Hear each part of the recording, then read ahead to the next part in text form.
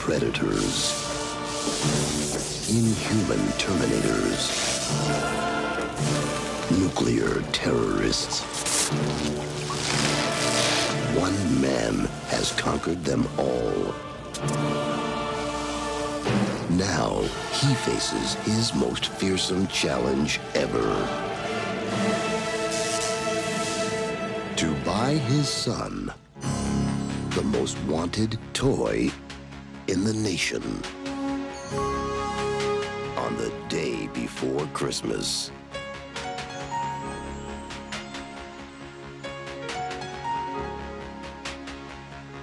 But this time, it'll take more than muscle.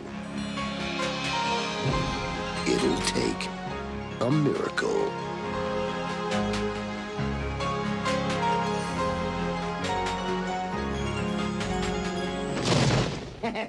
I got the last one, sucker. This is war. Arnold Schwarzenegger.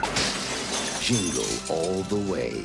The comedy that separates the men from the toys. All right. Hello, Internet. I am not Zazubaar, as you've probably noticed. This is SuperDM64, and welcome. I didn't notice. Welcome to Through the Shot Glass Holiday Edition. Joining me on his own fucking channel is Bill, aka Zazubaar. Yeah, well, I like to think that I just mostly upload the videos and make sassy descriptions about them.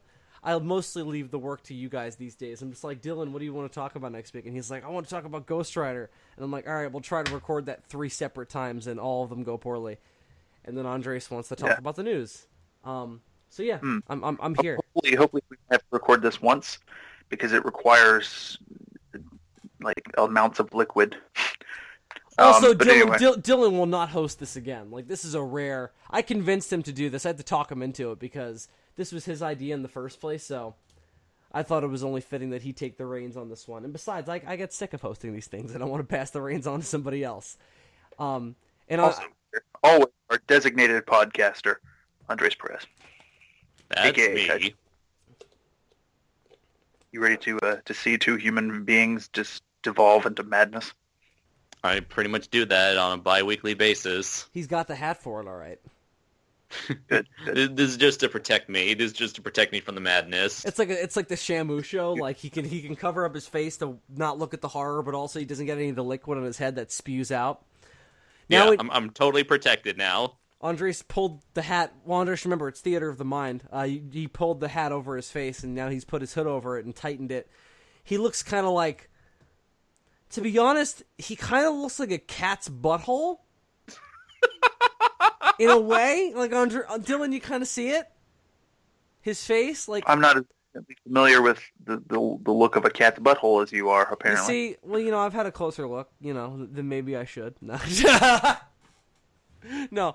It smells in here. It smells like me. I bet it does. I bet it smells like your cat. Yeah, this is too much than I was. This is more than I was bargaining for. Anyway, we just spent a solid minute watching Andres remove himself from a cat's butthole. So now that that's over, now we can get back to real serious talk. So let's talk about Jingle All the Way, shall we? yes, everyone at home who's wondering, but wait, what are you watching on Through the Shot Glass Holiday Edition? We're watching Jingle All the Way. It's a fun little movie from 1996 involving Arnold Schwarzenegger and Jake Lloyd and super heroics. Now, I just want to ask, was this a movie that you guys watched every year like me? Yeah. This is a big Cool. one. This is a big one from my childhood. I loved Arnold, and I loved Christmas, and I loved superheroes. The three things put together, you had Jingle All the Way. I still maintain it's one of the best superhero origin stories made in the 90s.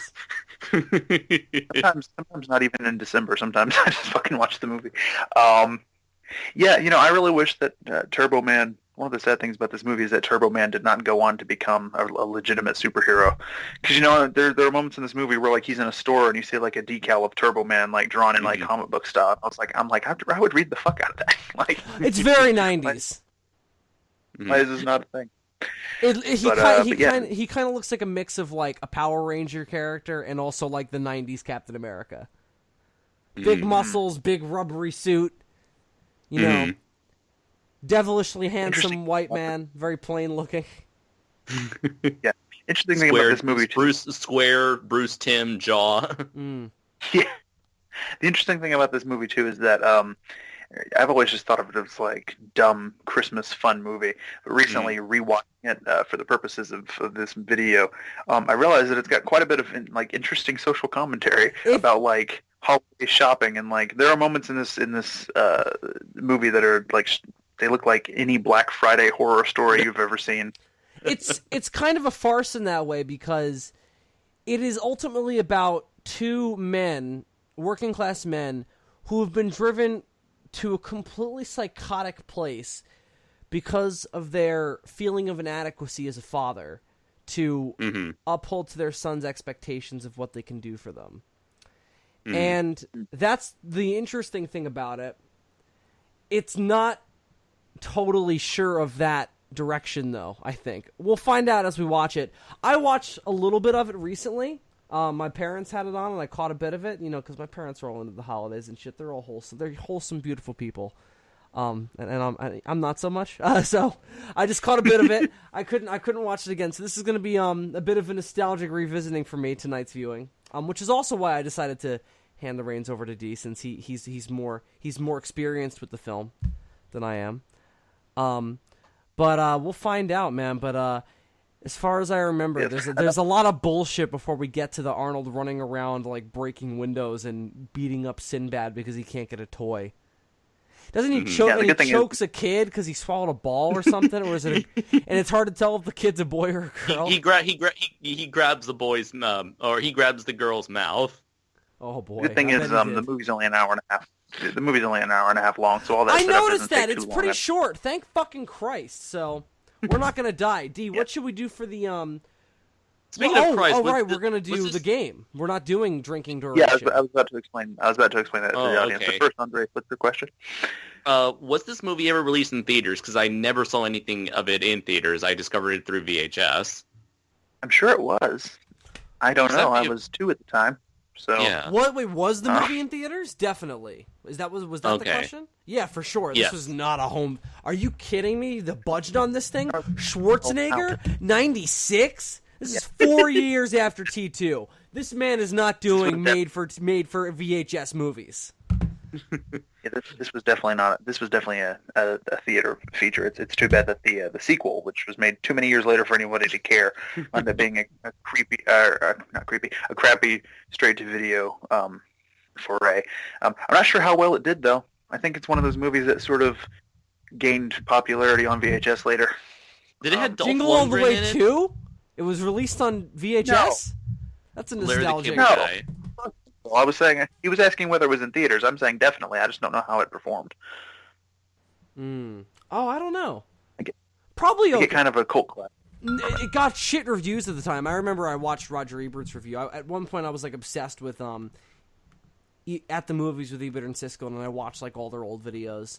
And I watched their review of that, and they just gave it a good old kicking. I'm gonna find out what its Rotten Tomatoes score is, though, and also what it did, how it did, box office wise. Some of the old reviews are I know, like it's Jingle the general bells, take. jingle bells, jingle all the way. So we're gonna get into the rules. Yes. So enough of this sober discussion about a movie. This is not a review, damn it. This is Through the Shot Glass, where we watch movies as an excuse to support our alcoholic habits. So in addition... It's so true, though. It's fucked up. In addition to the usual shots, which we will be doing every half hour, as per the normal rules of Through the Shot Glass, we just decided to make the holiday edition especially fun and interesting, also to get especially fucked up. We are also including a drinking game portion to the show.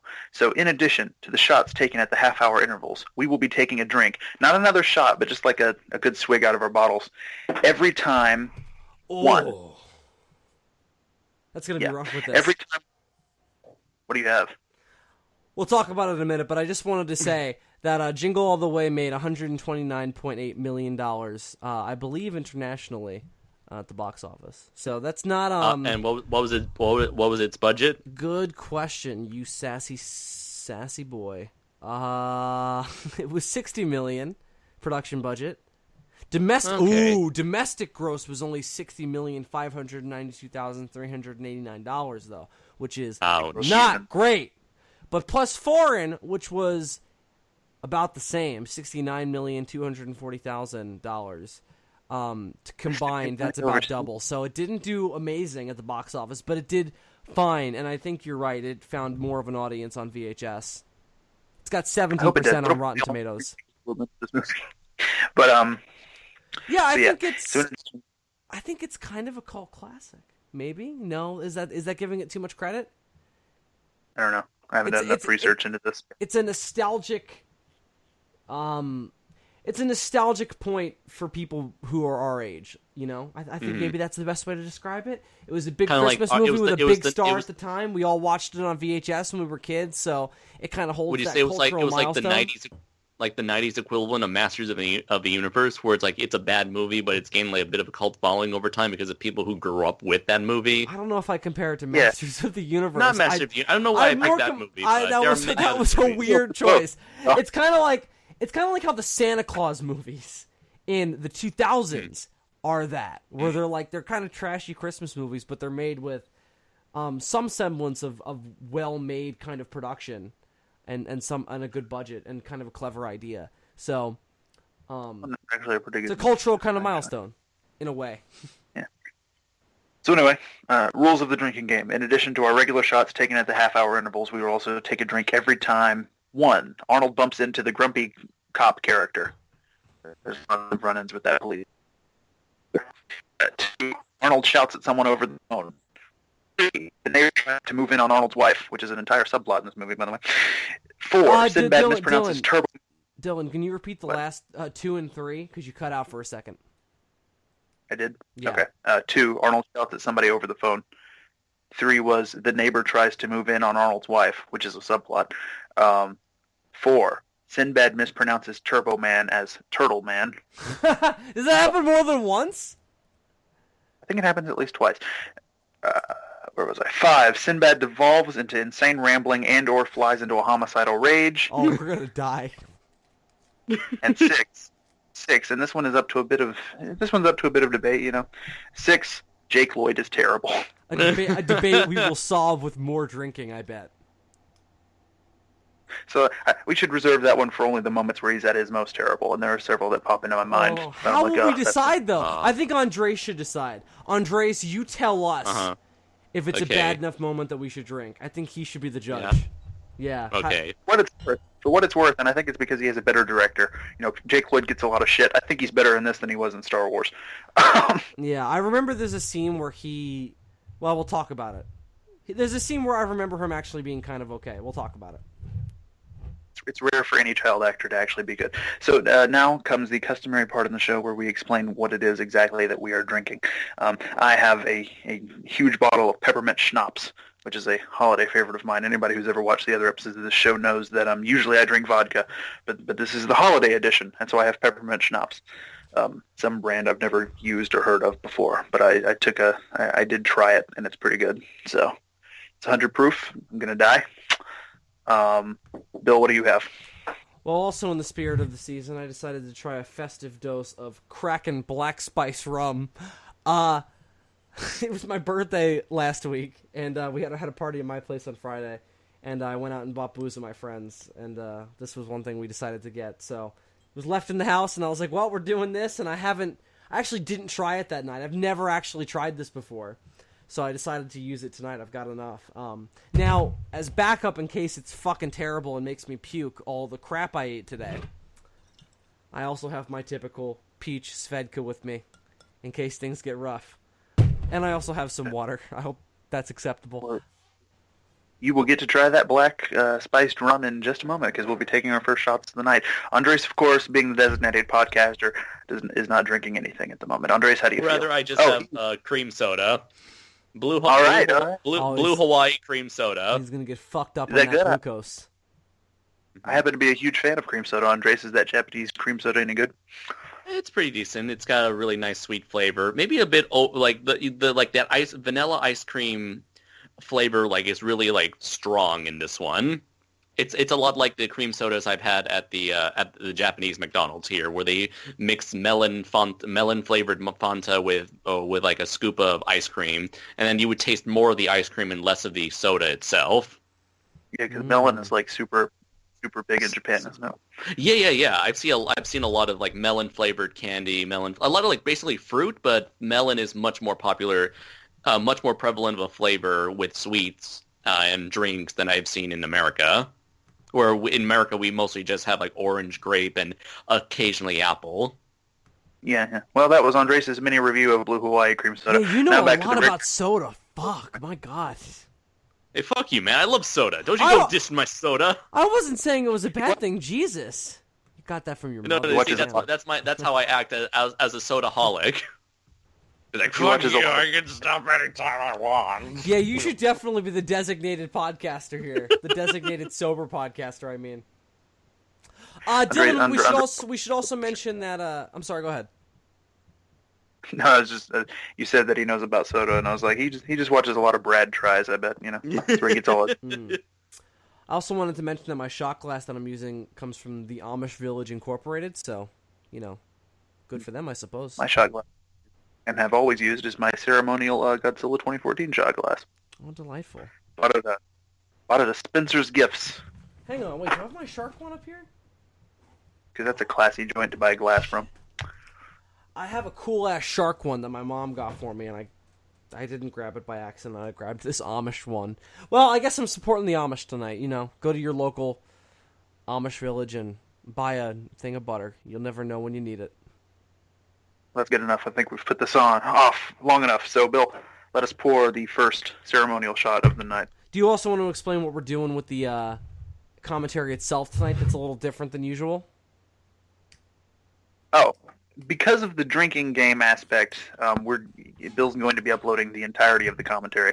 With previous episodes, he's been just sort of skipping around to the good bits, which honestly, he usually winds up putting up most of the commentary anyway, so I don't know why we don't just do it this way all the time.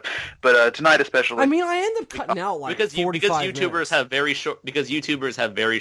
YouTube watchers tend to have very short attention spans. Yeah, but I'm thinking of a way to start putting out shorter content that can appeal to them in addition to our podcast, so yeah. we'll get to which those. is what I've been... Yeah, which is what I've been trying to do with viewer requests. Yeah, we'll get to them. We'll get to those motherfuckers, don't worry. This is a shorter movie anyway. So, the entirety of the commentary is going up.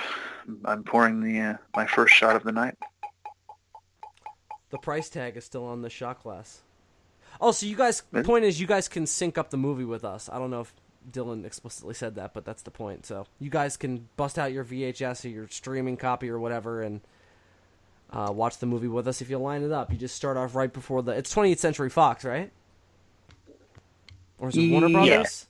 Okay, cool. No, 20th Century. Okay, good. It's not 20th Century. One of the many movies on their long list of failures. It is not the Amish Village Incorporated, though, so don't watch Fox. that version. It's just a lot of butter. It's one of those 20th Century Fox movies that is not a lie, because it actually did come out in the 20th century. Hey. Have you got your shot ready, Bill? Yeah, I'm good to go. All right. I really hope it doesn't shit. kill me. We're going to start off before we even press play? Don't we always? I don't know, but you're living dangerously. All right, let's do it. Don't we always take a shot at the beginning? Let's go for it, bro. All right. Let's fucking do this. You ready? I don't know. Ooh. That's deep. It's like the earth.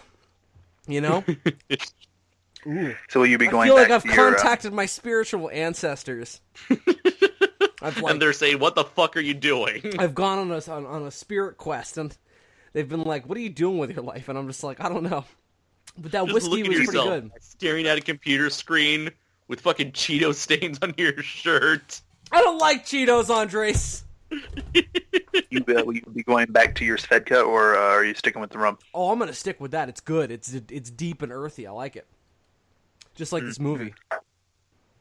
Well, in the same vein of reviewing the thing that we're drinking, this is really fucking good. I love peppermint schnapps. My entire mouth is filled with peppermint goodness.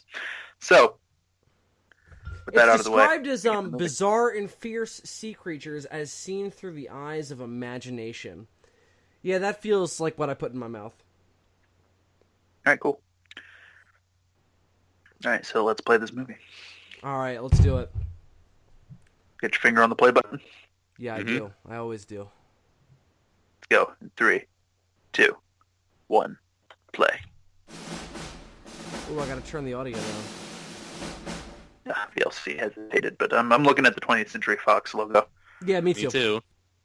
Don't worry, Andres. Those things that I Yeah, know they go away. that I know you're looking at as well as me because of reasons. Yeah, they'll go away. Yeah.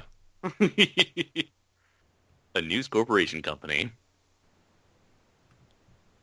Oh, this is delightful so far. I'm having a marvelous time. Oh, 1492. I know them. Didn't they put money into the Pirates of the Caribbean movies? It sounds like it. Well, I guess based on the era, sure. Ooh, shit! Wow, just right off the bat, Fuck. Turbo Man just bursts through the fucking. It's not even a wall. It's a mountain basically. It's a cliffside. You see, this is a superhero movie. Mhm. A really 90s superhero movie. Yeah, because there's like so much. Oh, hey, it's the exact same mountains from Power Rangers. It's that Dylan- same canyon. Dylan, I'm surprised your drinking game didn't really involve Turbo Man at all. You only really get Turbo Man himself in this scene, and then It's funny that they made the villains look like Power Rangers. Ew, the guy Or had that's- stains around his mouth from like what he'd eaten. Ew. I wonder if it's like a commentary on like how American superheroes are better than Japanese superheroes. That's why Turbo Man is featured punching out the Power Rangers. Well, what's interesting, Really? I don't think they thought about it that much. I think it's more of like they want to mix American superheroes with that tokusatsu stuff because it's just whatever's popular, whatever's being sold in toys right now. And right now it was Marvel, McFarlane figures, and Power Rangers. You think that the Pink Panther creature, Booster, you think that's meant to be a parody of Battle Cat from He-Man? Maybe. That's very possible. Yeah, I guess he's also a He-Man type. What I find... Oh, that's a horrible blue screen. Wow. I think that they are making fun of Power Rangers. I don't think that they're like, oh, Power Rangers is great, we love it. I think they're like, oh, look at this dumb shit that your kids like these days.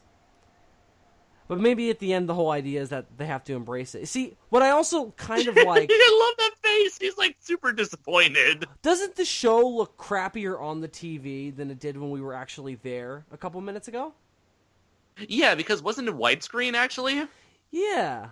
Well, yeah, no, but I'm saying, like, the quality of the special effects were better. Like, it looks like they made the special effects, like, the suits and everything look intentionally, intentionally shittier. That's interesting.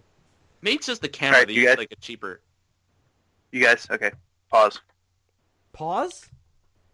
Yeah, pause. Oh, boy. Okay, I'm at 2:45. Oh, this is going to be fun to edit. You're at 2:45.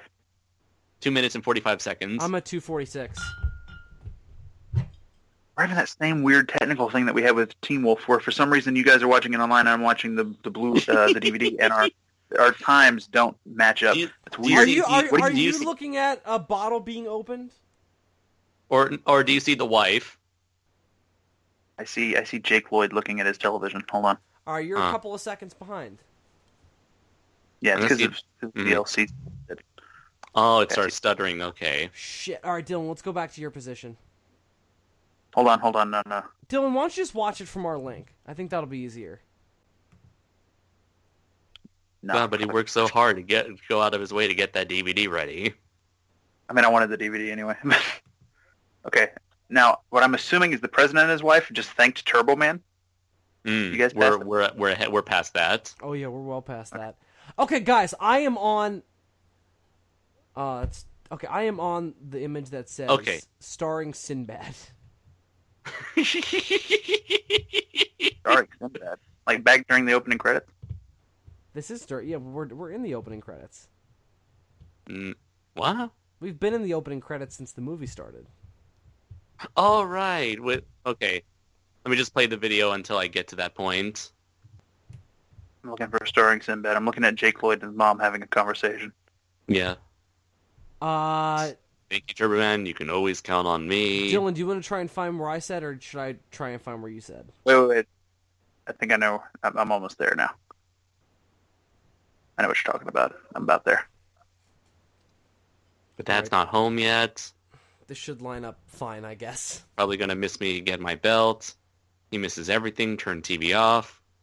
He's probably not gonna miss this. He's working really hard. Starring Sinbad. Okay, yeah, the bottle opening. All right. D, are you on that? All right, cool. Yeah, the champagne bottle opens. Yeah. All right, press play. My subtitles say rock laughter. Yes. All right, I'm going to press play, and when I say play, we're all going to play, and then I'm going to cut there. Because Okay. theoretically, by that time that we get to that cut, the audience will be at this point. Okay. Maybe. We'll see what happens. In 3, 2, 1, play. All right, Sinbad. Yeah, he's back. Good. And Phil Phil Hartman. Hartman. Gotta love that Phil Hartman. Rita! And that Rita Wilson. What about And my Rita- stew. What? I think we Jake should take Lloyd. a shot for Jake Lloyd being terrible, just at his. All right. Just at his. And James Belushi. Just at his credit being there. Yeah, they Jim. Do you seriously want to take a drink because of Jake Lloyd's name being in the credits, Yeah, I'm or are you doing just it. fucking? It's a rare occasion. Is he working or is he talking to his mistress? Oh no, he's working. I can tell by the I can tell by the subtitles. Oh no, he's doing it for Mr. Jacobs. Wow. Oh, I remember he says, "You're my number one customer," Yeah, he says it to his wife by mistake. It's hilarious. and no extra charge. Well, what do you expect? You're my number one customer. Excuse me, sir. Can I talk to another employee? I can't really understand you. Do you think that they ever talk to each other and they're like, "Yeah, I'm his number one customer," and they're just like, "Well, he said that I was his number one customer." Oh. Okay, let's see. Well, he says it to his wife. I mean, that's different. Okay. Okay, so can we talk for a second about where he came from? So he's a giant. His character. Yeah, his character. So he's an Like, Austrian. once upon a time, an Austrian man came to America to live the American dream And become an that's insurance agent. Yes. I love that movie trope. I'm gonna make it. Side character. He's not gonna make it. Yeah. So much traffic. I've been in his position so many times. Ugh. Yeah. See, but We it's did like that. if you can't make your kids karate tournament, come on. Who gives a shit? It's not a big deal. Oh, I think that the idea is I that doubt that fat kid graduated. we're seeing the last straw in a long line of straws here. Kind of reminds me No, of... I probably better talk about this now, because if I talk about it when Arnold puts on the suit, I'm going to be too fucked up to adequately say what I'm wanting to say. I watched the special features on this DVD, and there was a whole thing about them like making the Turbo Man suit, and I just want to say that it's really impressive. They went all the way out with like doing like a legit superhero suit for this movie. Corners were not cut. Look at that I got face. just That the is tool for the job. I mean, he's live action Ned Flanders. I mean, that was probably their idea. Which I guess makes Arnold Homer Simpson. You know, Arnold would probably be a good rough approximation of a real life Homer Simpson. You guys, Back we're in the about to get traffic. and then We're not we're about to getting get Arnold away. first friend. I'll destroy you. He probably strangles his children on his roof. Arnold, you dickweed. Look at you. Oh boy. The T-1000 This had to is be in an intentional reference. Maybe. Oh, It'd be- there's it'd the be- cop. It would be funny if Arnold lost his eyebrows in this movie like he does in Terminator 1. They get frayed off when in the explosion. Frayed off. They get like singed off. I'm really late for learning I'm really late for learning karate with my son, not learning my son's karate. All right, guys. I'm As per the rules of the game, we take a drink when the grumpy police officer character is on the screen. So. Oh yeah. Oh, who dog? You need to excuse me, officer. I need to go to my English speaking classes. The Kraken is grabbing its tendrils around me. Dylan said, "Oh my god, the noise you made." Yeah, mine's purple. Oh, he's sober. We're certainly not.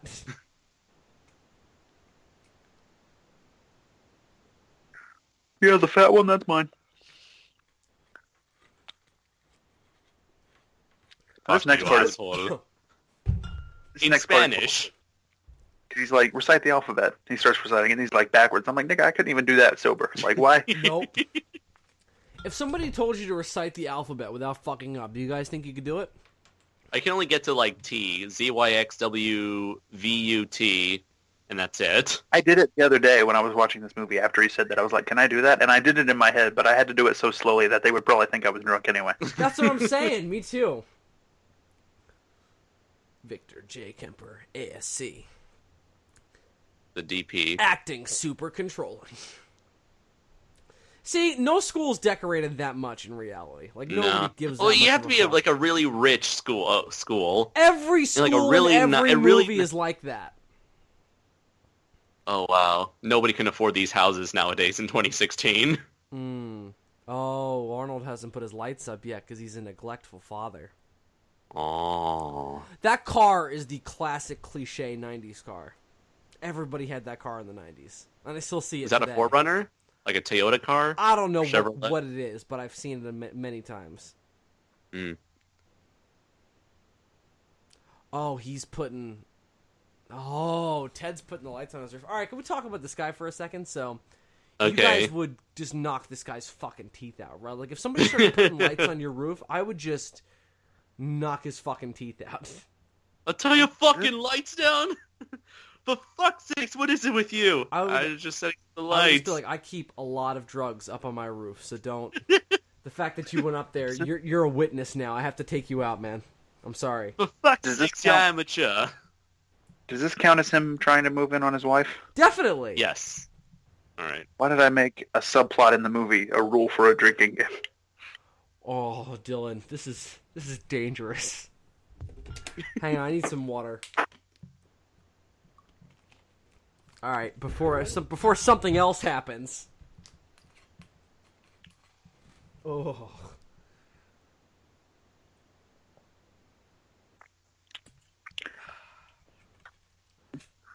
Well, so far his acting is okay because he's not actually talking. Oh, boy.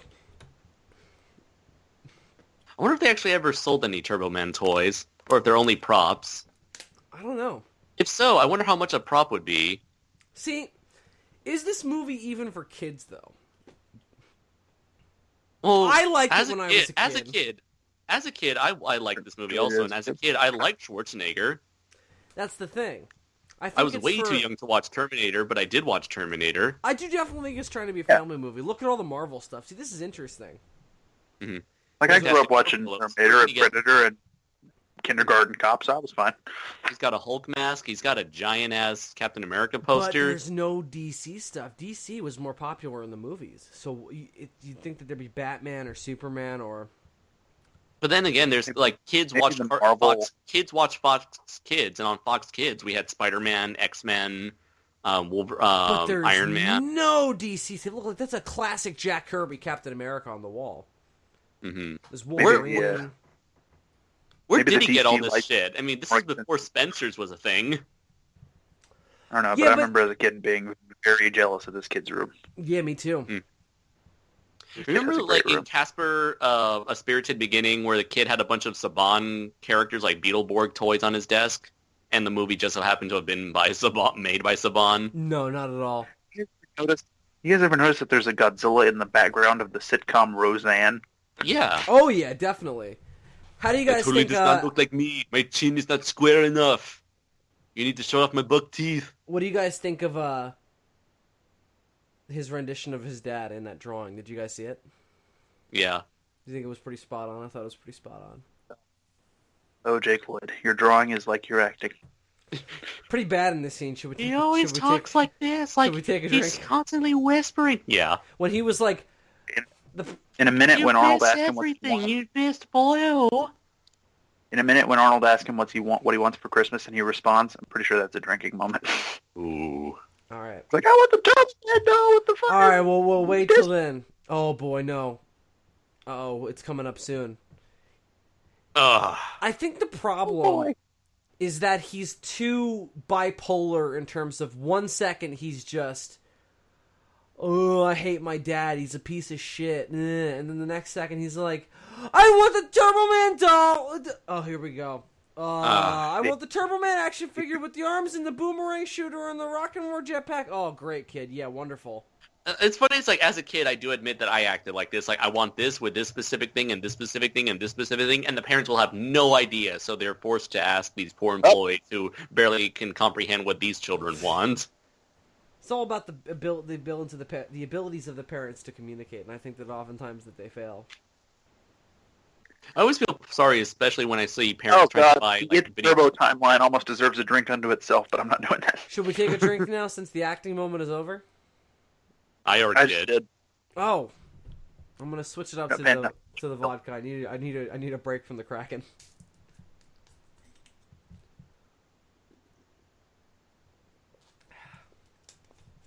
So far, we've already witnessed 3 out of our 6 rules for the drinking game. Wait till Sinbad arrives. What did Schwarzenegger thought? Like, he was talking about the doll, wanted the doll. Oh my god, I need to get the doll. Like, you just promised about the doll. Well, 2 weeks ago. What was he thinking of?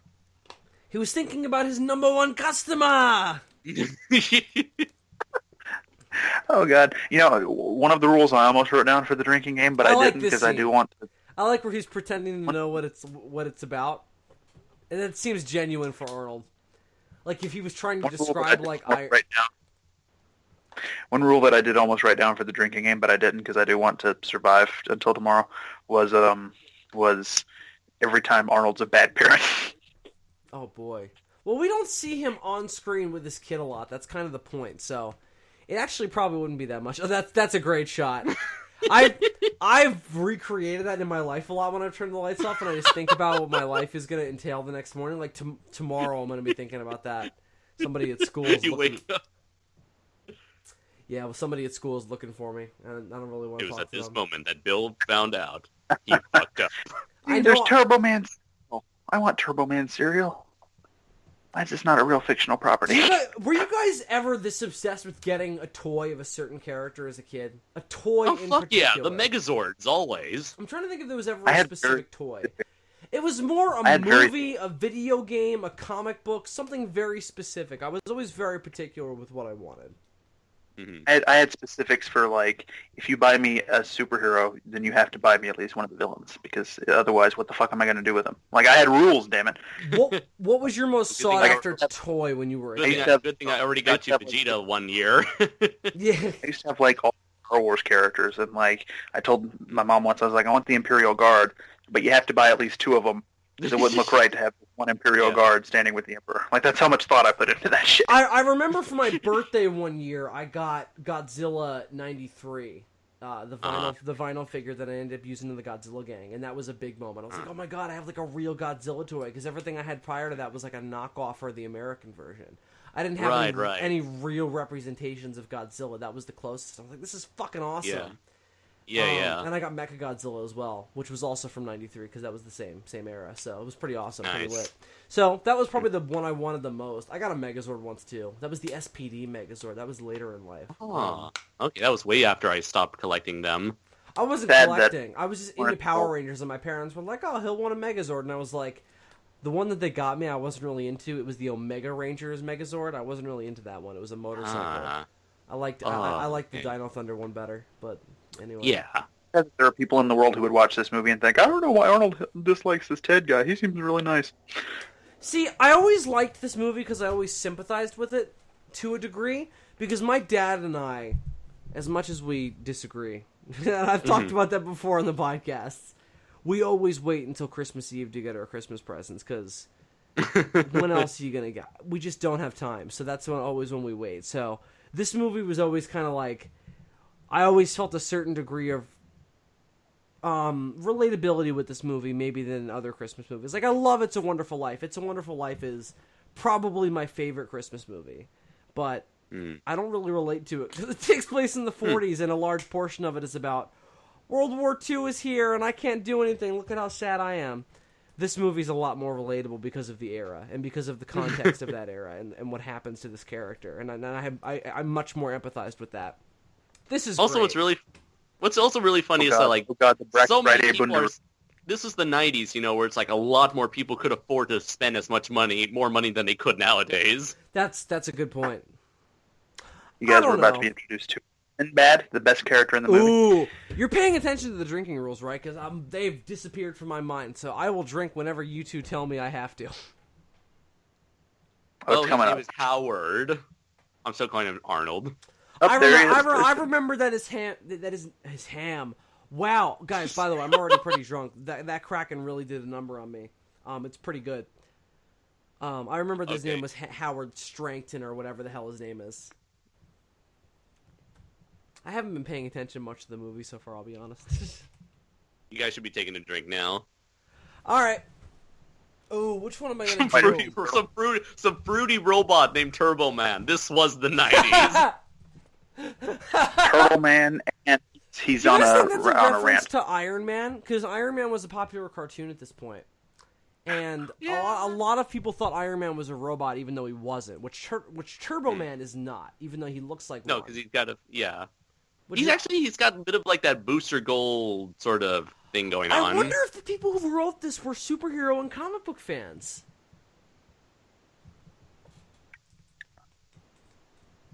Oh, he's about to go into a homicidal rage. He chokes a woman in a minute. Oh Where yeah, I is it? forgot about that. I always like this one. Slept with everyone at the post office but me. Yeah, that was always funny. See, that's what I'm saying, though. These guys are psychotic. They're mentally psychotic. They're attacking people. They're using violence to get what they want. The I don't idea know what I don't know what Doug Walker was thinking. I actually do enjoy Sinbad. Oh no, I think he's homicidal great. rage. Okay, except that. It's represented. Oh my god. Oh, Yeah, no, I this just love is it. very. Like, I love the social I mean- commentary. Yeah, it's really. yeah. It's very. I liked it because of captivating. the.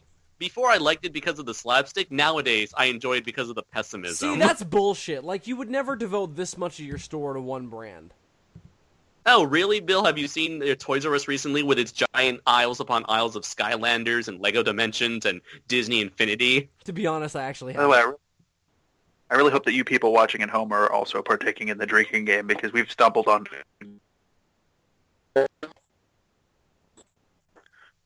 Dylan, can you say that again? You cut out. Sorry. I did. There's an old man. An old man looked at Arnold. He's like, I always "Idiots." thought this was bullshit. I work in customer service. I would be fired if I acted like Oh this. yeah. Look at this idiot. I like how the entire Unless store I was starts by erupting. myself. When I'm by myself, I sometimes act like this.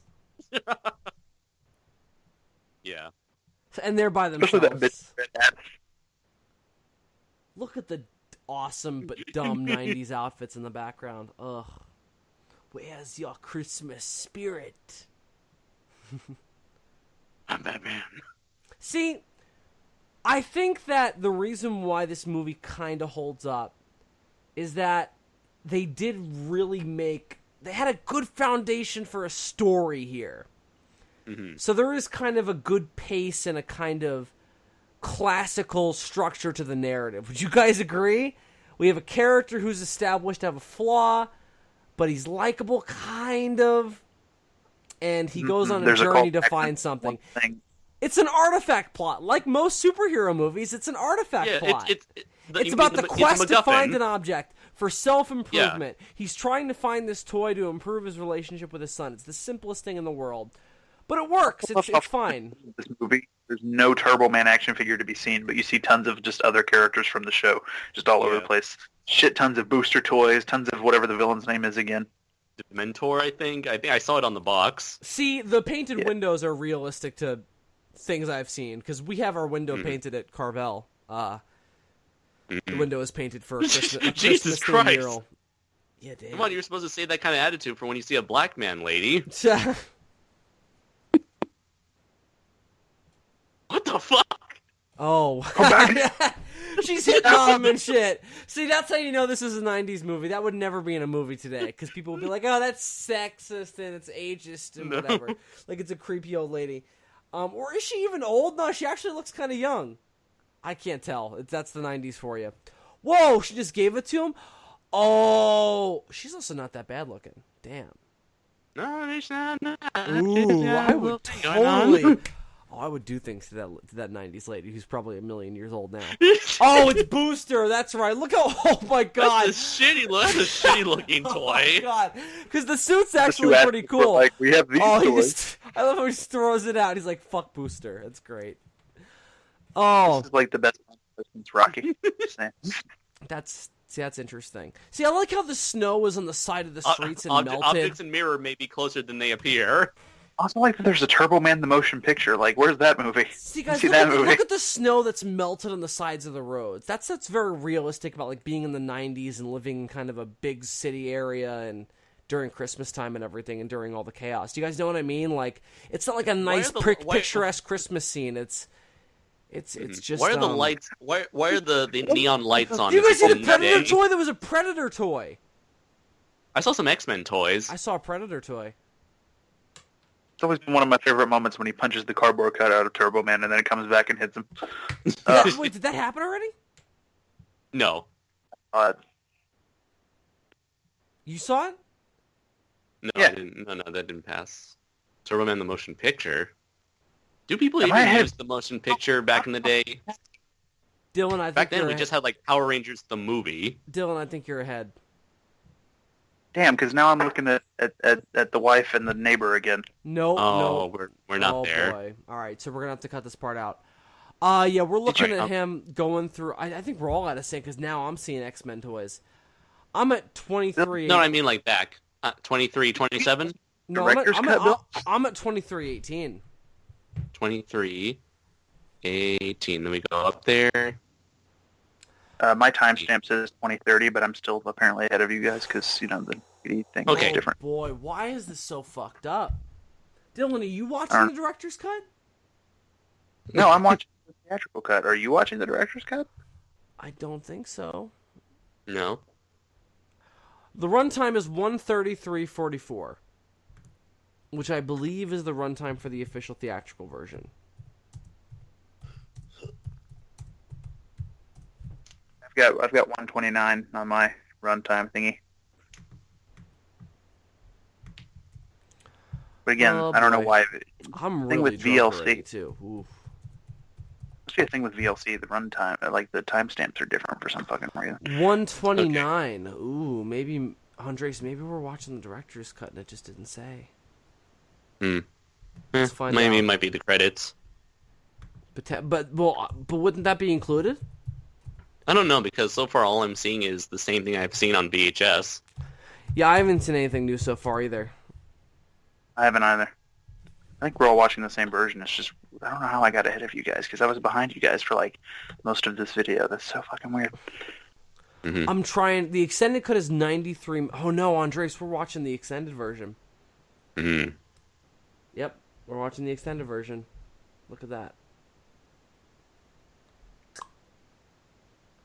Do you want me to start watching the extended version? Yeah, but no, because the people are shit. Shit.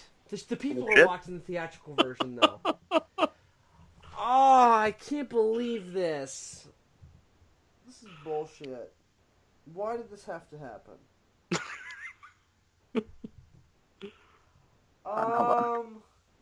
Andres, you and I are What are gonna you- have to.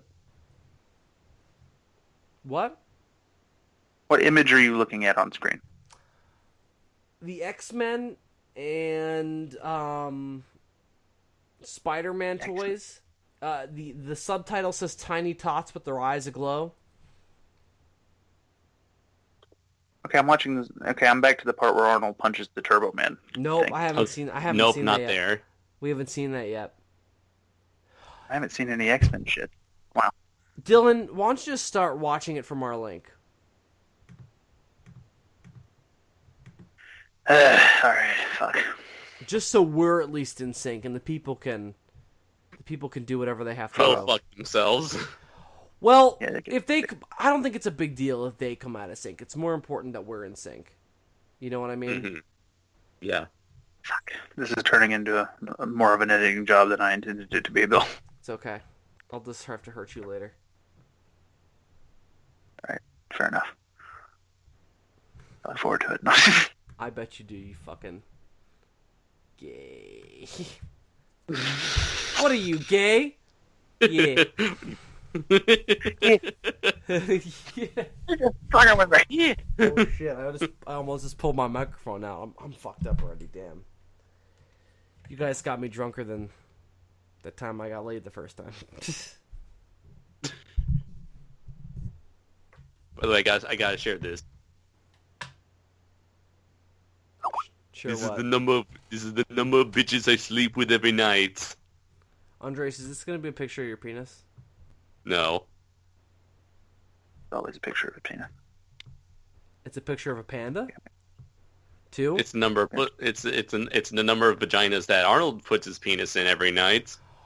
Two. Turn down the quality. Oh, because he's got hoes in different area codes. You guys ever hear that song? No. Cause Yeah, they got I'm aware of it. hoes in different area codes. Cause Oh, Arnold's Arnold. got hoes in different area codes. Damn straight he does. God, I have class tomorrow. I'm gonna wake up in the morning and be like, I live such a with that expression that Arnold had in bed. yeah. I'm gonna be like, oh man, I've missed so much school already Okay, this now semester. what time are you guys on? Oh shit! Did Amalto disclose? 23:18. No. What is it? 23:18. Yeah. Yeah. Yeah. Yeah. Yeah.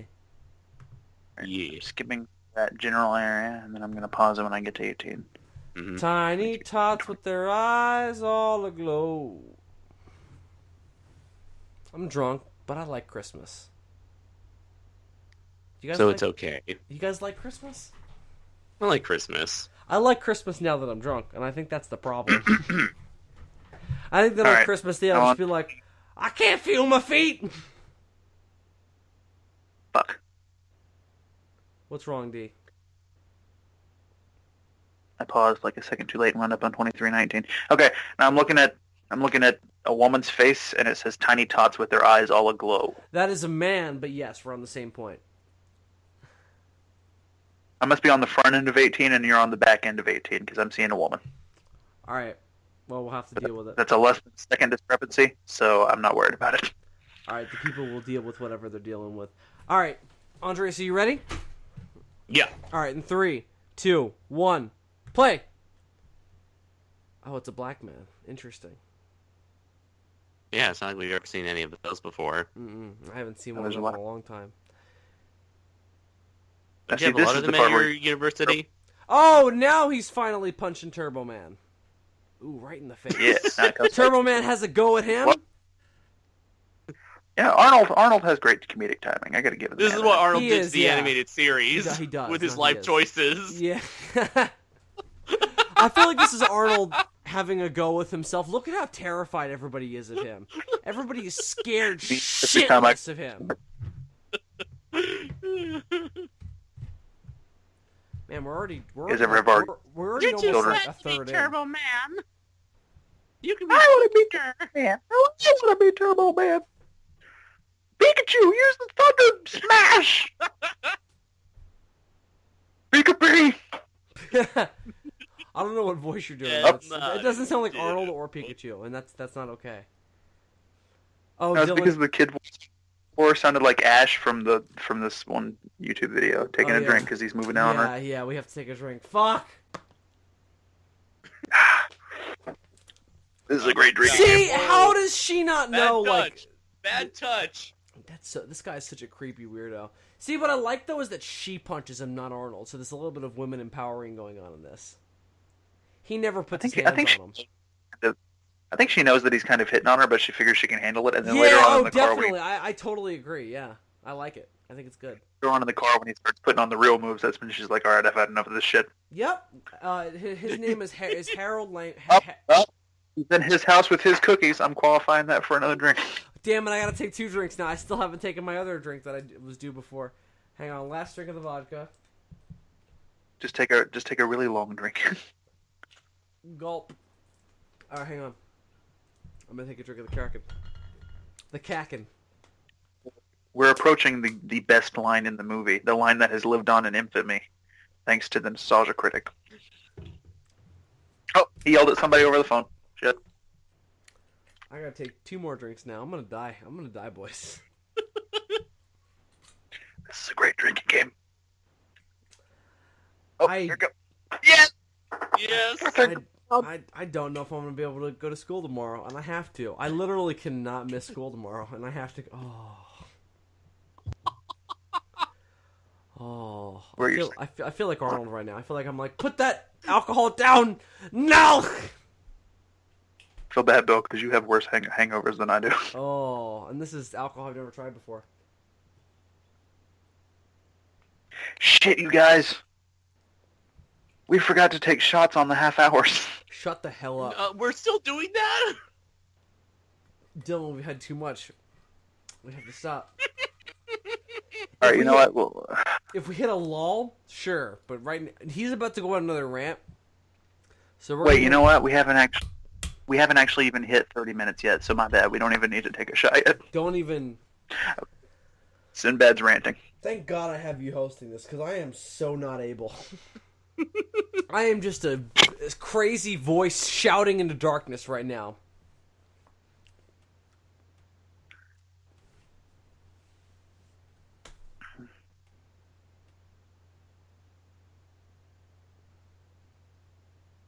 This kind of reminds me of the dynamic between Shrek and Donkey. Yeah, except they're both totally psychotic. That one of them is black. Don't listen to what don't listen to what Jesse Jackson is talking about. Ain't that convenient that this guy's just like, Turbo Man, Turbo Man, Turbo Man! A pretty robot named Turtle Man. Hey, you thought Turbo Man was a robot, Bill. You two are so alike. Oh, we're gonna have to take another drink. No, fuck! The drinking game. I love it. Where is it?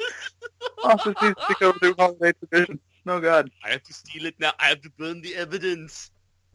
License and registration, please. I just thought of Superman 2. Oh. When Superman picks up that mirror to deflect Zod's heat beams, you remember?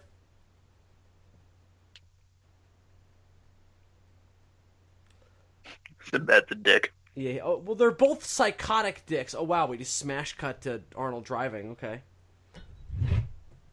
We didn't see. Like, you broke my little mirror. How did he get out of the situation with the cop?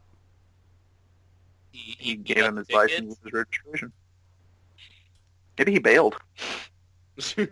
He bailed himself out with his 2 hands. See, because it just cuts from him being licensed and registration to him driving away. Did you guys see that?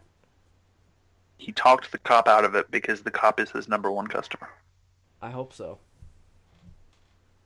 All right, so they're at this raffle for, I guess they have the last Turbo Man or a couple of them. Or... Yeah. There are so many people in this movie who look familiar, but I don't know where they're from. Like this guy on the microphone Yeah, right now. I was about to say the same thing. I know him from something I don't know where.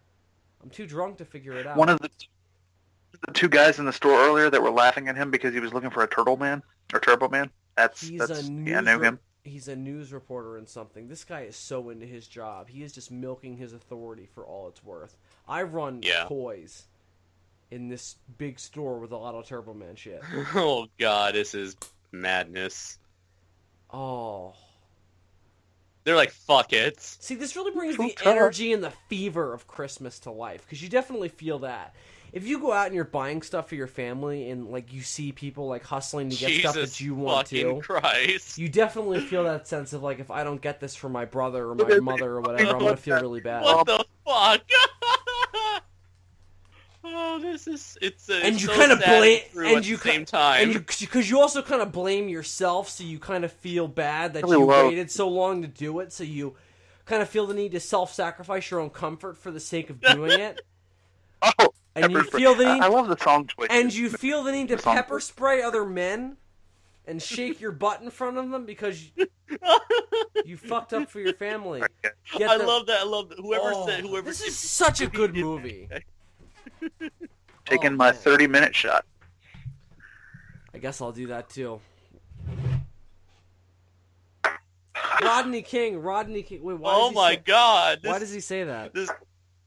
Because he's a black man and he's being attacked. Oh my God! You think that was improv?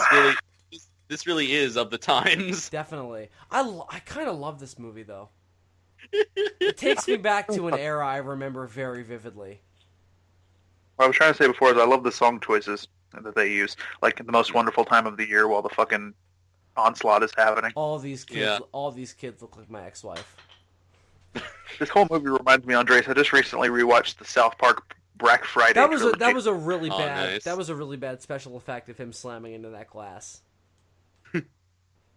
He just like kind of slow motion. You mean? Excuse me, Arnold. You mean that is my ball?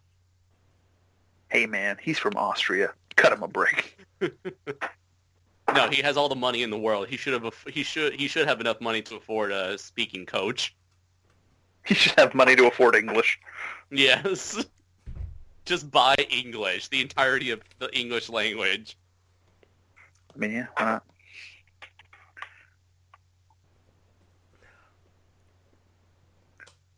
I wonder if the director ever went on to do anything.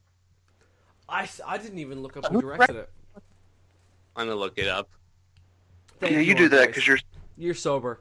We're not. So. Oh, he's chasing a child. See, how does he think this is okay? I guess he doesn't.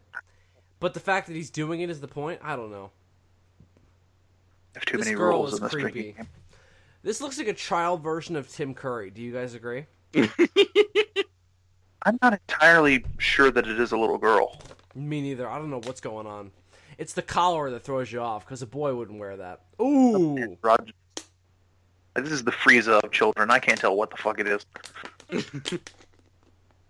Ooh! Come on! I need the girl! Come on! I need to put, No! I need to take something out of her! her! I need that ball. I need that toy. So they're like, oh, you pervert. Oh, here we go. Here comes the Stanley-esque cameo of the movie. I love Shady Santa. Shady Santa might be my favorite character. I'm just kidding. Sinbad's my favorite. This is such a Force Awakens-esque kind of adventure. Like, this is like the Han Solo kind of character coming in, you know? This is the Chewbacca. No, I don't know. What the fuck are you talking about? So the person who directed this movie, he did, let's see, Still the Beaver, Problem Child 2, Beethoven, The Flintstone, Little Giants, The Adventures of Captain Zoom in Outer Space, Problem Child 3, Leave It to Beaver, Flintstones and Viva Rock Vegas, No Dogs, Are We There Yet? I saw the Flintstones Viva Rock Vegas in theaters. That movie was a massive cultural milestone for me personally. All right, let's see, I also saw the Flintstones Viva Rock Vegas in theaters, and I would like to forget that it ever happened, but I like the first it's Flintstones garbage. movie. Yeah, the first Flintstones movie's not bad. The second one's garbage. It has the guy from... one of the other ones you've said, Problem Child 2, John Ritter. I've seen that movie. I like that movie. This is James Belushi, though, from popular sitcom According to Jim. And by popular, I mean if you talked about liking it, you were often ridiculed by your circle of friends who liked better, cooler sitcoms. Are We There Yet? Beethoven's Big Break, Scooby-Doo, The Mystery Begins, The Spy Next Door, Scooby-Doo, Curse of the Lake Monster, A Christmas Story 2, Sophia Grace and Rosie Royals Arnold Adventure. Has kidnapped Santa and other popular midget whose name that I often forget to purchase an illegal Turbo Man doll off them. Feels like a lot of other transactions I've been involved in my life. Or I would destroy you. You guys see what I mean, though? It's an adventure. It's spanning the city. There's this mean-looking dogs with antlers on them. It's an adventure. I don't know what city this movie is supposed to take place in, but I think I know it a little better now. It seems to be a cross between your typical kind of family comedy, but also kind of an Arnold Schwarzenegger action-adventure movie, because he's going around the different locations, finding out information, and trying to uncover secrets. And the adventure gets bigger and wackier along the way. Yeah, like now he's in an illegal ring of Santa dudes selling toys. I love this. Jingle bells, Batman smells. I love it. It's great. Oh, The thing it's that so always good. confuses me about this movie is that all the midgets seem to be elves, but then there's one midget who's a Santa for some reason. Like, did he work his way through the... I love Arnold's reaction. I love Arnold's reaction because he made Batman and Robin that same year. Oh no, it was the year after, 97. So it's ironic that the line is Jingle bells, Batman smells, because Batman and Robin ended up being, less than received positively by critics. Look at the giant blue pandas. Mm-hmm. Do you guys know So they sell bootleg toys, right? Or do you guys know that pandas aren't not illegal on the endangered species list anymore? Ain't that crazy? What a time to be alive, Bill. Right? Species list. Does that mean I can go kill a panda right now and I won't get like? Well, they're on. Well, they're still on the at-risk list. Ah, fuck! I just want to kill a panda, man. That's all I want to do with my life, Who doesn't? People freak the fuck out when a dentist kills a lion. I want to go out there and really piss them the fuck off, See, I'm really Be like, hungry. yo, How am I going to go get food after this? I'm so drunk. I can't drive. I'll have to hunt, just like our ancestors did. Bill, you're talking about how drunk you are. Stop it. That's what killed the first episode, damn it. I'm sorry. All right, I'll talk about the movie. Also, I'm really drunk right now. I really like this Santa scene. It's pretty good. I don't know what's happening in it, but I like it. I like the adventure aspect. I like that he goes to all these different locations. Is this a Christmas song that I'm not aware of that they're singing right now? I don't know what is going on right now. I don't know what song they're singing. I don't know if this is created. See, so far it's been a good mix of biting social commentary and kind of wholesome traditional family Christmas movie. Kind of like how Christmas Vacation is. I feel like this was a 90s attempt to kind of remake Christmas Vacation, but as an Arnold Schwarzenegger adventure movie, which is interesting, instead of a Chevy Chase adult comedy. Andre, it's based on the filmography that you read off to us. I think this might happening right now? What's going on right now? It feels like Arnold Schwarzenegger is having like a hallucinogenic nightmare. I don't remember this part. Yeah, maybe this is the director's cut. Maybe this is. I remember Jim Belushi singing this song in the theatrical version, but I think it's going on a little longer. Yeah, yeah. Here we go. We're back to the movie now that I remember. What the fuck? $300?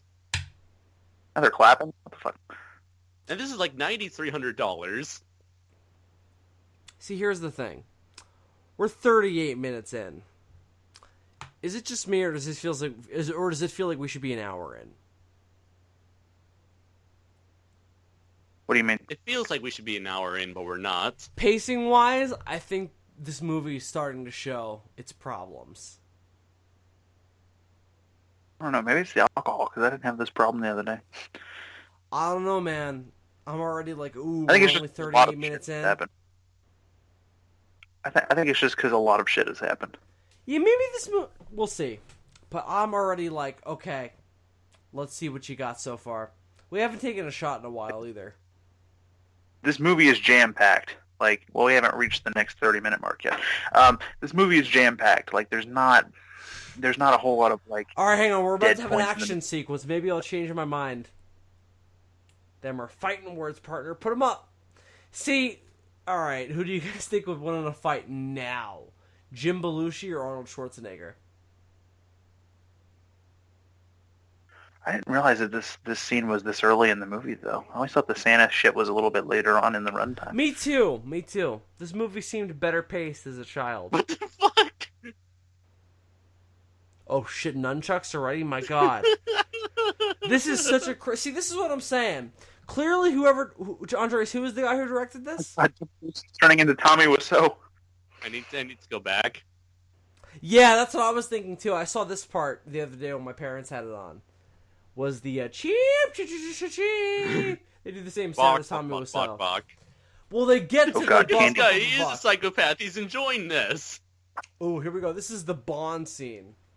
See, Gotta love the I think nunchucks. somebody saw True Lies a couple years before this, and they were like, ooh, I really like the action in this. So they were like, ooh, I'm making a movie with Arnold about Christmas. Let's add some True Lies-esque action in here. So they threw in some kind of like spy-esque Bondian tropes. to really. He's punching Here's this guy and it's fucking not Jaws. doing shit. See, because so far Arnold has only been faced with physical tasks that he could overcome with his physical strength, but this guy's bigger than him. He's a rare breed. I love that line. I'm gonna deck your halls, bub. They actually found a guy shorter than the guy we saw earlier, the guy with the black goatee. Ooh, little buddy. Fuck you and your little body. I'd love to find out who this actor is. See, we have an action sequence. There's a taser, there's weapons, and oh my god. This is fucking stupid. This is insane. Talking about the big guy. You'd like to know who the big guy is? Now, imagine if we were watching this in the theaters. Would you guys be entertained right now? This is a fucking boss like it's a drug cartel. Oh my god. It's the Grinch. This is It's the madness. Grinch. They refer to the cops as the Grinch. Oh, I Love forgot it. about that. You're right, yeah. I feel like I'm rediscovering this movie. Wow. This is really fun. It's kind of poorly paced and oh, right, he picks up the fake. Oh, yeah. Oh, I forgot about this. This is when he uses his skills as an actor. Yeah. See, that's why this movie is so weird. It feels like Arnold kind of should have just played himself, like an actor who was trying to connect with his child during Christmas, as opposed to playing this what is he? He's a mattress salesman? I think. Maybe, I don't know. It's very vague, but we only hear about his job at the beginning of the movie. So, at this point, we're not really sure what he's about, except that he's a dad trying to find his son a Christmas present. Okay, the director A little bit. was Brian Levant. Don't know who that guy is. You said a couple of stuff he directed at the beginning, but I forget what it was. So, Beethoven, Snow Dogs, both theatrical Flintstone movies. The last two live-action Scooby-Doo movies that were on Cartoon Network, not the ones with like Sarah Michelle Gellar and Freddie Prinze Jr. oh, those prequel Not ones, right? The prequel ones, yeah, from the TV movie prequels. See, look at the snow. It's like half melted on the ground. There's grass sticking up. I feel like this movie is more realistic than a lot of Christmas movies at the time. That's why I think it's unique. It stands up as being unique compared to a lot of Christmas movies at the time. Yeah, it's like, you have Christmas movies like, Miracle on 34th Street, and then you have Christmas movies like Die Hard, and this is somewhere in between, Yeah, you're right, totally. Because this has all the wholesome Christmas elements of It's a Wonderful Life, but also some of the action elements Jesus of Die Hard. Christ! Yeah, this guy's a total dick. He's like, maybe your parents should get a divorce too. But you see, this is a friend that I would have had as a kid. I don't know about you guys. That's totally a guy I would have hung out with as a kid. A dick fat kid who I think we grew up liked with some of the same stuff as you, but is a total dick. I think we grew up with different friends, Bill. See, that's... I'm behind you guys See, again because my damn video kept suffering. Shit. Wait, but you're using the same website as us, right? Yeah, but it kept buffering a few minutes ago, so now I'm behind you guys again. What timestamp are you at? 43:20. Go to 44. We're at 44:20. I'm at 44:19, so go to 44:20. All right, hold on. Did you guys pause? I'm at 44:20. Yeah. Okay, I'll go back. I didn't I'm know you were also pausing. very drunk, so I'm glad we haven't had a moment in the drinking game thus far. Ooh, wow. We are about to. I'm at 44:19 now, which is probably about as close as I'm going to be able to get. And Okay. I can see that this is the scene where Arnold is talking to Jake Lloyd and yelling at him over the phone. So Yep, that's what I'm at. Yeah. With bad acting, so that's 2 drinks. The subtitle says "Cause Dad" you're before right. you left. Mm-hmm. I'm looking at coming home soon. Yes, immediately. No, please get your mother. Yes, I see that too. All right, so I guess I'll do the countdown. 3, 2, 1, play. This is a bad acting moment to be sure. We promised to leave at the Pride. The Kraken deserves another go. I'm going for the Kraken. Jake Lloyd, look at what you brought me to. Going into the tentacles of a Kraken. Listen, Bill. What you're going through right now is what he goes through every day. Ooh. Oh God, when he just quoted Turbo Man, that's a drink. Oh, This is no, a worthy Arnold's yelling at him. sacrifice for Jake Lloyd. Go ahead and donate to Jake Lloyd's GoFundMe page if he has one, based on this podcast. Oh, I think he was arrested again this year. Was he really? Yeah. Wow. Oh. Ooh. God, I need some protection here. I had a lot of moments. I had a lot of moments with my father like this as a child. Just some personal insights since I'm so drunk. It's too cringy for me. I need protection. Do I look protected enough, guys? My alcohol fell because of how cringy that was. Why are you protected now, Andres? What are you protecting yourself from? From the cringe. Oh, okay. Guys, I just want to point out that this is a better bar scene than Suicide Squad. So. I'll agree. It's a coffee shop, though. Oh, he's at a bar. Come on now. Fuck This you, conversation Oswald. he has with Sinbad is one of the highlights of the movie. Just saying. It's the only time in the movie that like the action slows down and it's just Arnold and Sinbad getting to know each other. And the fuck is going on with Bill?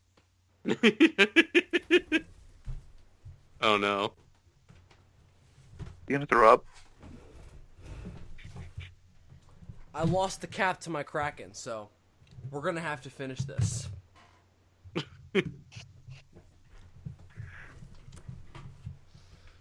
Yeah, this is the scene that I said earlier was Jake Lloyd's best acting moment, so I'm not gonna drink during this scene, which is probably a good idea. You mean when Jake Lloyd is Sinbad? Yes. Here's to you, Dad. I really like that moment. Don't make fun of it. I think it's great. I think this is the best scene in the movie. Where they at first kind of have a connecting human moment where they're like, yeah, aren't we both trying to prove ourselves to our sons to be better than our dads?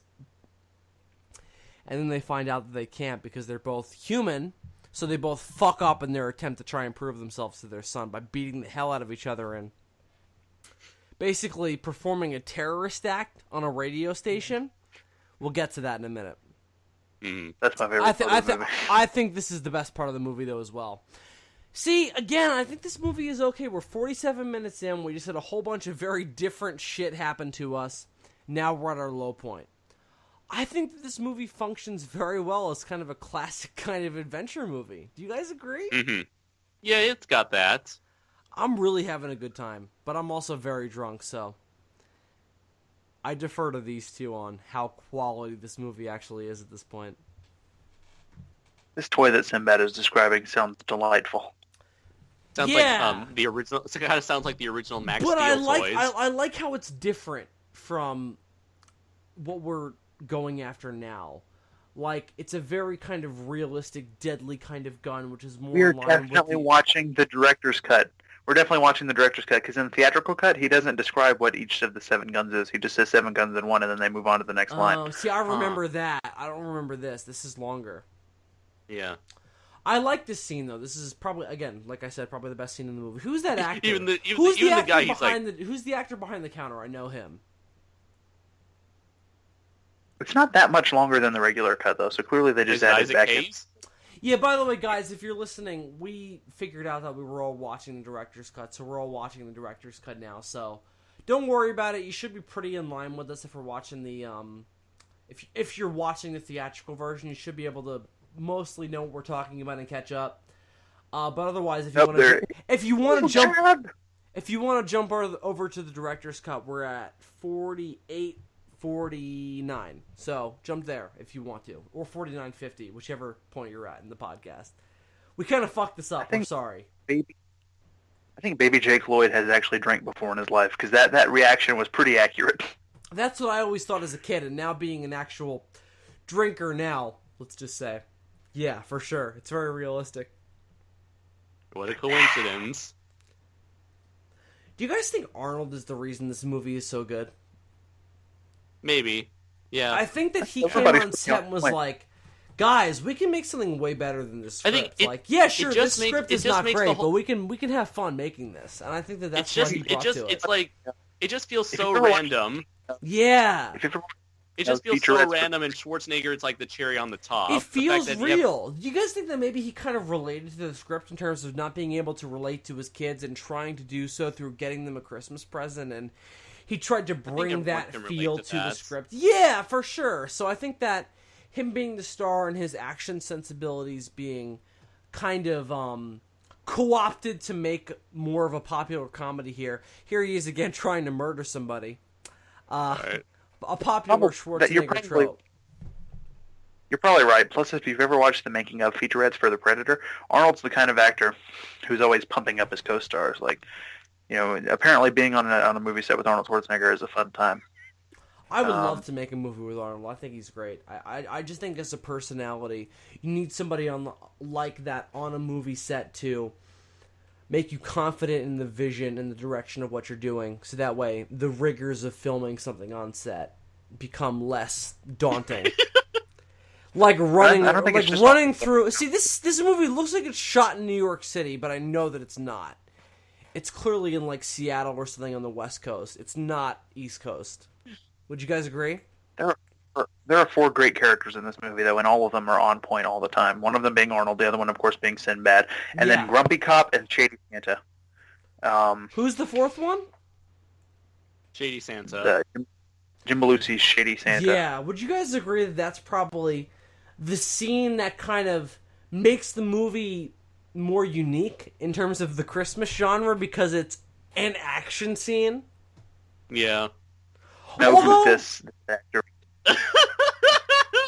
Yeah, this scene is the scene that I was mostly basing my analysis of this movie on earlier in terms of it's a satire of how psychotic the Christmas season makes people literally by drawing out the exaggeration of what that would look like while also trying to present it in a realistic context, which is where I think the balance is kind of lost because it's not sure of where to kind of draw that line.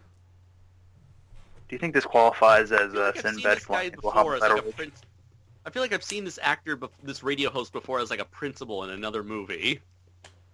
He's been in lots of things. I don't know his name. He was in Roseanne, as Dylan mentioned earlier. Right. You could be gayer if your name was. You could be gayer if your name was Gay Gayerson. He was on Roseanne as a gay guy. He was the owner of the diner that Roseanne worked on in like the middle to later seasons of Roseanne. Yeah. Mm-hmm. One of those, Dylan, we have to take a drink. This is Sinbad ranting. Yeah. Plus a little bit of a homicidal rage, honestly. So yeah, drink. It's good stuff. Yep. Black spice rum is really good, by the way. Cracking black spice rum really makes the experience of watching Jingle all the way seem like an artful, expansive experience. Even though if I was sober right now, I probably wouldn't feel that way. You guys, so I have to go pee. I'm tired of all this trying to sync back up shit. So you guys just keep going, and I'll be back momentarily. We'll do. Andres, if you were sitting in the movie theater right now, would you be okay with the fact that these guys were acting like total psychopaths, or would you be like, this movie has jumped the shark because these guys are acting like total psychopaths? I think by the time you entered you showed the Santa Clauses, you've already jumped the shark at that point. Right. So this movie has already established itself as kind of fantasy. Fantastic, over the top satire of this Christmas genre, but also mixing it with this more accessible blockbuster action genre. I don't know. I feel like those two have kind of had a weird relationship over the past 15-20 years in terms of people try to mix them because Christmas is associated with blockbuster, even though that season isn't when blockbusters are typically released in theaters. You know what I mean?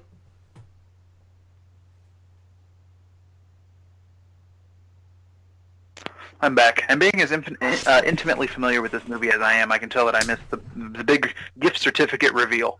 Yes. Which is always fun. As a kid, that always confused me. It's like, what exactly was he offering? Yeah. Oh, here we go. Cobb is back. Oh, yep, drink.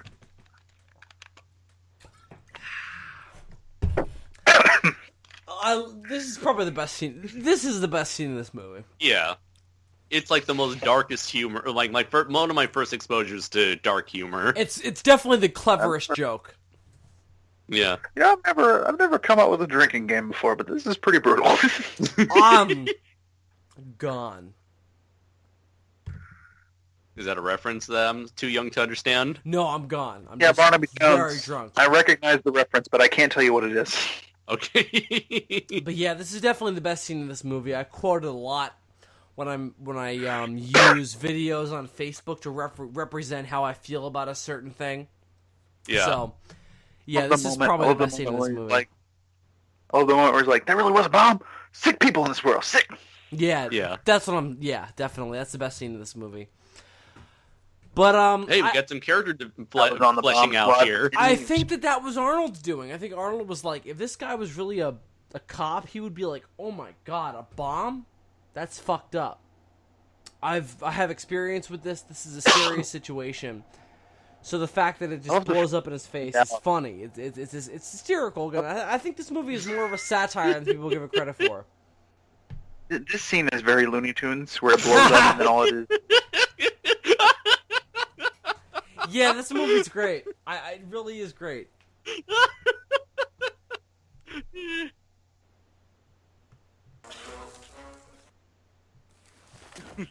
I'm putting on a little bit of the audio now, so if the audience can hear this, I'm putting on a little bit of the audio so I can kind of hear what's going on. I love the fact that background information about Grumpy Cop, like, not anything anybody ever asked for, but we got What the fuck? What the fuck? Yeah, I remember that. See, we're at his lowest point in this. This is such a classic adventure movie.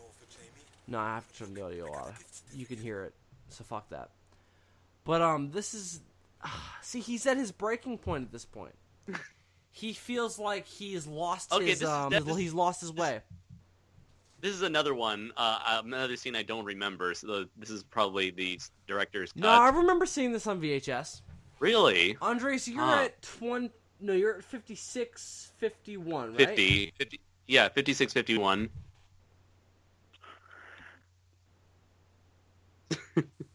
I remember the scene of him being towed back by the female truck driver and kind of regaling his tale to her and kind of talking about, isn't this fucked up that I went through this just to get my son a toy?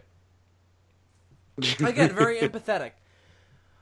I feel like the natural progression of how fucked up the scenario has been this far has been kind of natural. Again, I feel like the tone and direction of this movie is more natural and entertaining than people give it credit for. Mm-hmm. But I'm really drunk, so who knows? Okay, where are you guys? 57:37. I'm at 57:42. Me too. All right, hold on. I'm getting there. This is why I wish that I could have got the DVD to work, because my internet is unreliable. Yeah. But we probably still would have been fucked up, though, because we were fucked up earlier. That's why we switched. Right. Damn it.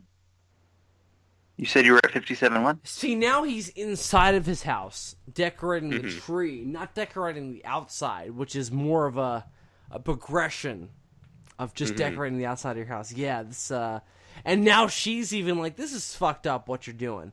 I like this movie. This movie has a very realistic sense of progression for the story it's trying to tell. This is such a better movie. I'm at 57:49. Am I in the same ballpark? I never... Yeah, we're at 30. 58:30. I never understood how that credit card trick works. Where he breaks into Ted's house? Mm-hmm. Well, the idea is it's a straight, hard piece of plastic, so it gets through the lock. Yeah, this is really well directed. I think Arnold is the reason that this movie works so well.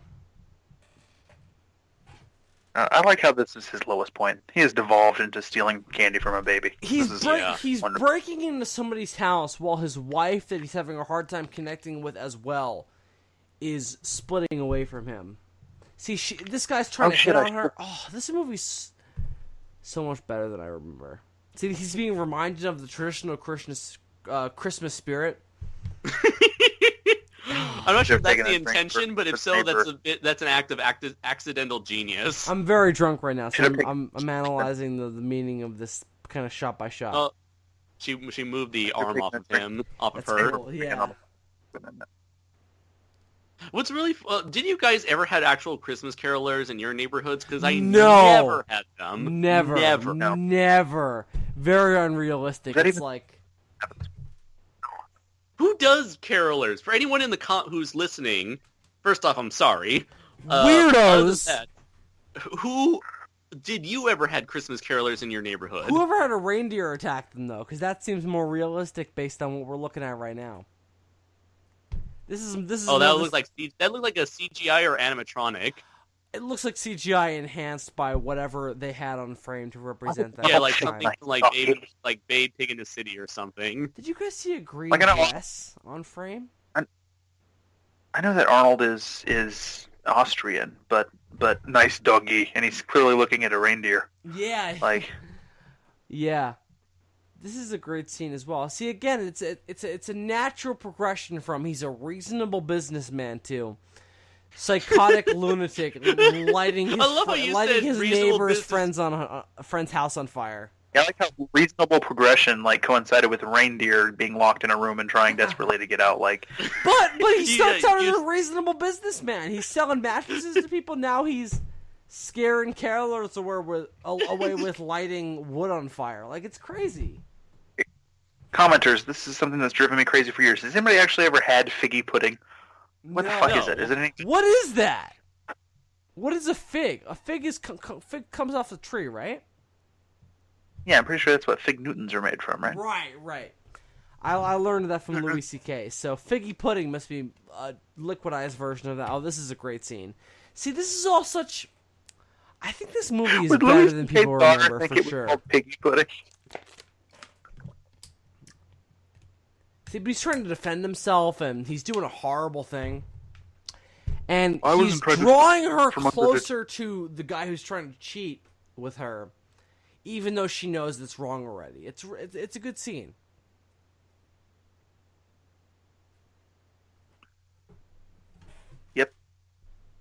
Yep, that's pretty accurate there. Oh shit, we're an hour in. It's that classic '90s tradition of like, I'm not gonna listen to you explain yourself. Yeah, a lot of people talk about. I'm gonna walk away. People don't really do this, do they? People like Talk, smart people yeah. genuinely have talk. Yeah, they talk things out and let each other explain their sides of the story. But no, and writers always do this just as for the sake of having a convenient drama develop. Having a reindeer attacking him, all the sake for convenient drama. Yeah.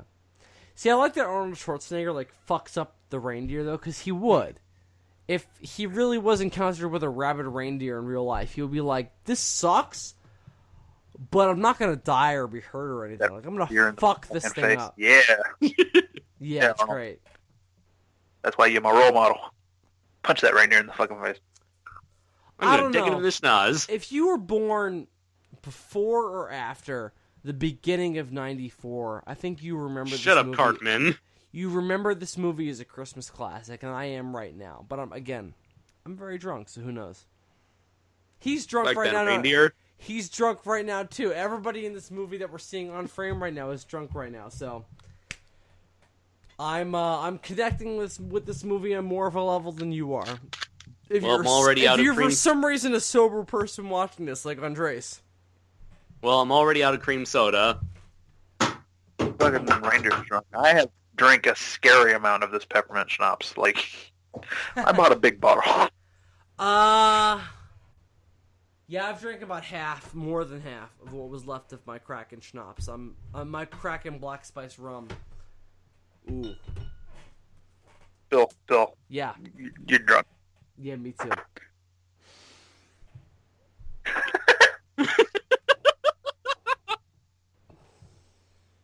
So, yeah, Oh yeah, the parade. We're in the third act. Whew. I'm gonna let you guys take Wow. the reins. I'm gonna just kind of commentate as things happen. I thought that's This what we're movie still has supposed a half to do. hour to go. Jesus. Fuck. I took my 1 hour shot, and now I'm feeling it. I haven't drank this much in a while, just to be fair. So happy. Oh yeah, I'm having a great time. This has really put me into the Christmas spirit. Now that I'm thinking about it. I haven't been in the Christmas spirit prior to this, but now that I'm watching this movie with you guys, I've really been. I'm really into the Christmas spirit. Yeah. Grace, is there even a Christmas in Japan, Yeah. Andre? Yeah, Japan's got a Christmas, but it's kind of like, just like Halloween, it feels very half-assed, where it's like, there is a lot of Christmas decorations, a lot of Christmas sales, but no one's really into the spirit. I mean, children do get presents. There's sometimes a Christmas party. The Japanese parents do spread the tale of Santa Claus, but it's like, it's nowhere near as big as America. Like I said, I think I mentioned before on the SOS podcast, a lot of the whole love and family and gift giving. A lot of that feels more towards like New Year's, whereas for Christmas, it's like either for children. For Christmas, it's either a holiday for lovers or for children. Like children get presents, couples get presents, but outside of that, there's no sense of big celebration.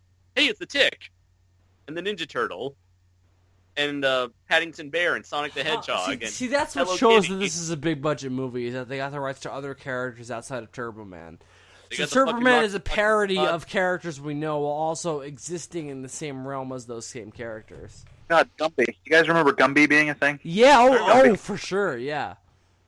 The Cat in the Hat. Remember Gumby? Yeah. I love that Gumby. There's a The robot. worst Cat in the Hat outfit. There's a To be fair, I haven't seen a whole lot of Cat in the Hat outfits, but that's a pretty bad one. What's the name of the girl with the pigtails? The girl who was in those British cartoons that were on like Free Willy VHS tapes in the 90s and shit. Do you guys remember that? Raggedy I Ann. know what you're talking about. There was Raggedy Ann, there was even a live action movie made out of this one chick. She was like with nuns or some shit, or Yeah, Raggedy Madeline. Ann. Oh, Madeline. No, Madeline. Madeline. What was, Madeline. what Okay. was Raggedy Ann? A doll, a rag doll. Right. I like that they're stuck in traffic. See, this is such a good representation of what it was like to shop at Christmas during the 90s and early 2000s. So good.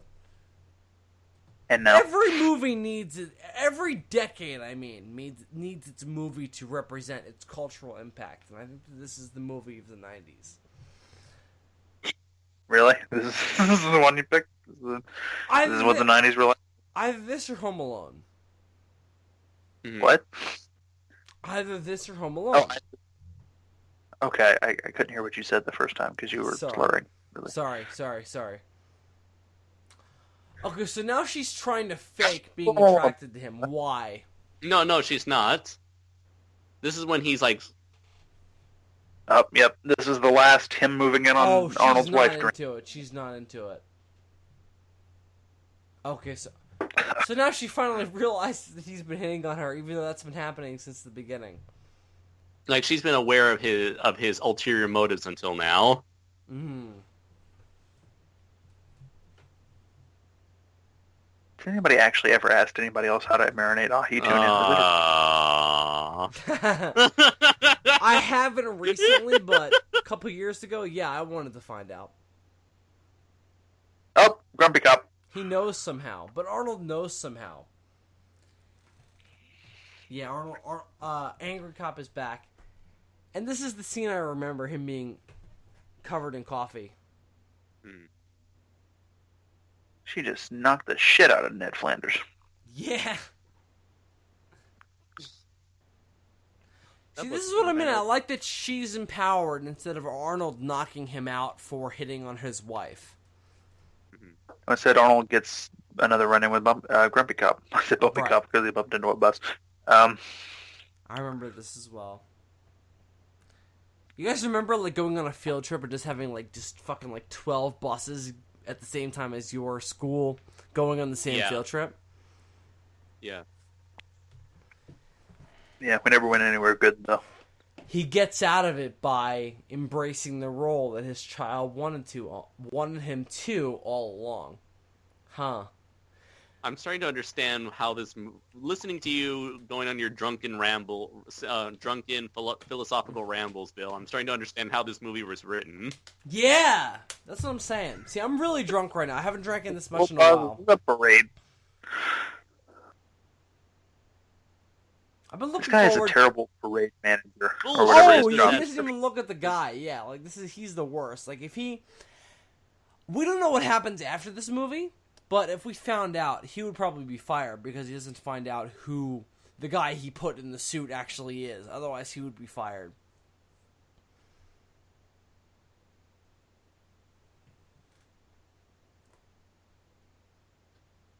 Before you say anything, before you even open your mouth, let me just prepare you for this physical and emotional experience you were about to go through. Hey, it's Booger. It's Booger from Revenge of the Doctor- Nerds. The guy talking Doctor or the said- guy in Booster? The guy in Booster and Yeah, talking. yeah, that's him. You just reminded me. Yeah, I think I'm a bit behind you guys. I'm at 1:10:03. I'm at 1:10:12. How the fuck did I get ahead of you now? Jesus. I'm at 1:10:28. All right, Dylan, I'm gonna meet up with you. I'm at 1:10:10. Dylan, what'd you say you were? I'm at 25 now, 26, 27, 28. You're towards the end. Right, there. I'm gonna stop. I'm at 1:10:32 now. I'm Can we gonna go there? yeah. Okay. 1:10. I'm looking at 32. I'm looking at the 25, back of a 26, marching 27. tuba player. I'm looking at the back of a marching tuba player. He's wearing a Turbo Man cape. Okay, I see that too. I'm there. It's 1:10:32. I'll let you guys know when I'm there. How the fuck does this keep happening? Is it just Alright, because I'm we're there. drunk? We don't know how to video. I'm kind of thinking You're it's in- because we're drunk. Your internet got drunk. I'm at 1:10:32. Are you guys there? Yeah. Press play in 3, 2, 1, play. See, no parade that I ever saw as a kid was ever devoted to this kind of specific character as this. I don't know. Every year there's like a new kids thing that's super popular, and then they get like an awesome parade at like Macy's or whatever, so I can buy it. I've never seen the level of theatrics that they go into here, though. No, Yeah. certainly not, but never even this level of focus. Like, But then it's always again, like, oh, Power Rangers is popular, Steve Irwin is popular, but it's never one specific thing. It's always a bunch of stuff, for me, anyway. Every now and then Sesame Street reveals a new puppet, and suddenly it's in the parade. Like, I don't even remember that. Wave, you idiot. Wave, you idiot. Listen to Booger, man. Yeah. That's who that is, right? Booger from Revenge of the Nerds. I mentioned that earlier, and I forgot who that No, actor I was. mentioned that, asshole. I'm sorry. Don't you take credit from my discoveries? My memory is so bad at this point that I can't even remember what you said at the beginning of this podcast. but when Sinbad knocks him out, and he's just like, "Nobody likes you, Booster." Yeah, that's a great moment. Because, again, these guys do have a sort of understanding of what these shows are like, even as adults looking at their kids watching them. Do you guys think you would have that? Yeah, I mean, as an adult, I mean, as a would be father, I would want to get into what my kids are into because I, to this day, still have that same passion for the stuff that I grew up with. Because as we can see, Arnold Schwarzenegger is trying to level with his kid by relating to the to the show, to the character, to the fictional character. You know, Arnold watches his kid liking, Turtle Man, and he remembers back when he used to be a fan of, like, fucking, I don't know, Flash Gordon or whatever, and so he's like, understand you, child. Do you guys think Arnold Schwarzenegger was a kid who was like, oh, Flash Gordon is great, that's amazing? I don't know what his specific thing would have been. I just See, pulled but out Flash Gordon. here he is hugging a Turbo Man action figure. So I think he That's did because idealize superheroes and fantasy as a kid. No, he because relates he's to been his kid. searching all over. He's been looking all over the place for it. But both, I think. There's the cop again. Yeah. Oh, we're about to see Sinbad take over the role of Dementor. Yeah. Do you think a cop would... Do you think a mailman could beat up an actor in a fight? Not a cop, a mailman. I like how he uses like tinsel as a boa, and that's how he does it. Yeah, it's very James Bond. Like in From Russia with Love, Red Grant strangles the fake James Bond with like a cord. So it's very James Bond. I noticed that that's a really large toy. It is, yeah. Why? When they say doll, they're not far off because it's very big. Yeah, you're right. It's not an action figure. It's kind of a big doll. Yeah. Here he comes. Here comes Sinbad. Why does Booster wear bikini bottoms? Because he's supposed to be embarrassing. And that was more associated with women at the time. This is the late 90s. There's that guy naked in his skivvies, just like a woman. Yeah. All sexist. Bill, can you imagine racist. if that happened to you? Can you imagine being Jake Lloyd right now? Can you imagine going to a parade and all of a sudden Batman points at you and he's like, Bill! I would be like, what? I wasn't paying attention until now. Because whenever I went to shit like this as a kid, I was always like, oh, this is disappointing compared to what I expected, but I'm going to pretend to be enthused to keep my parents happy because they paid for it. So I would have been doing that right now. When I was a child, I was like, I just want to stay home and watch TV, you guys. Yeah. Like, you don't have to pay to take me. Yeah, because I don't even like them. So yeah, like, exactly. I was actually in a couple way. parades. I was actually in a couple parades in the middle school and high school bands. I never did that. I was always in the graduations, but I always actively kept out of the parades.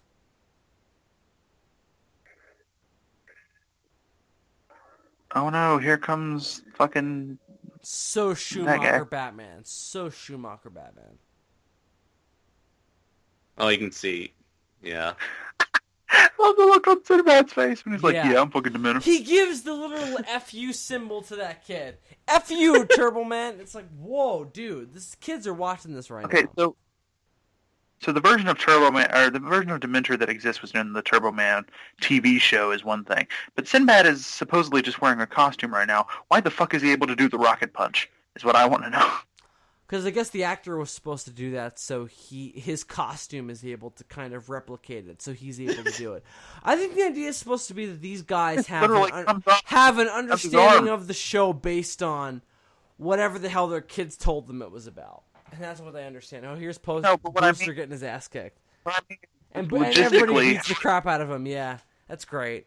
Because it's kind of like the alpha or the Robin or the shit sidekick representation of the superhero genre.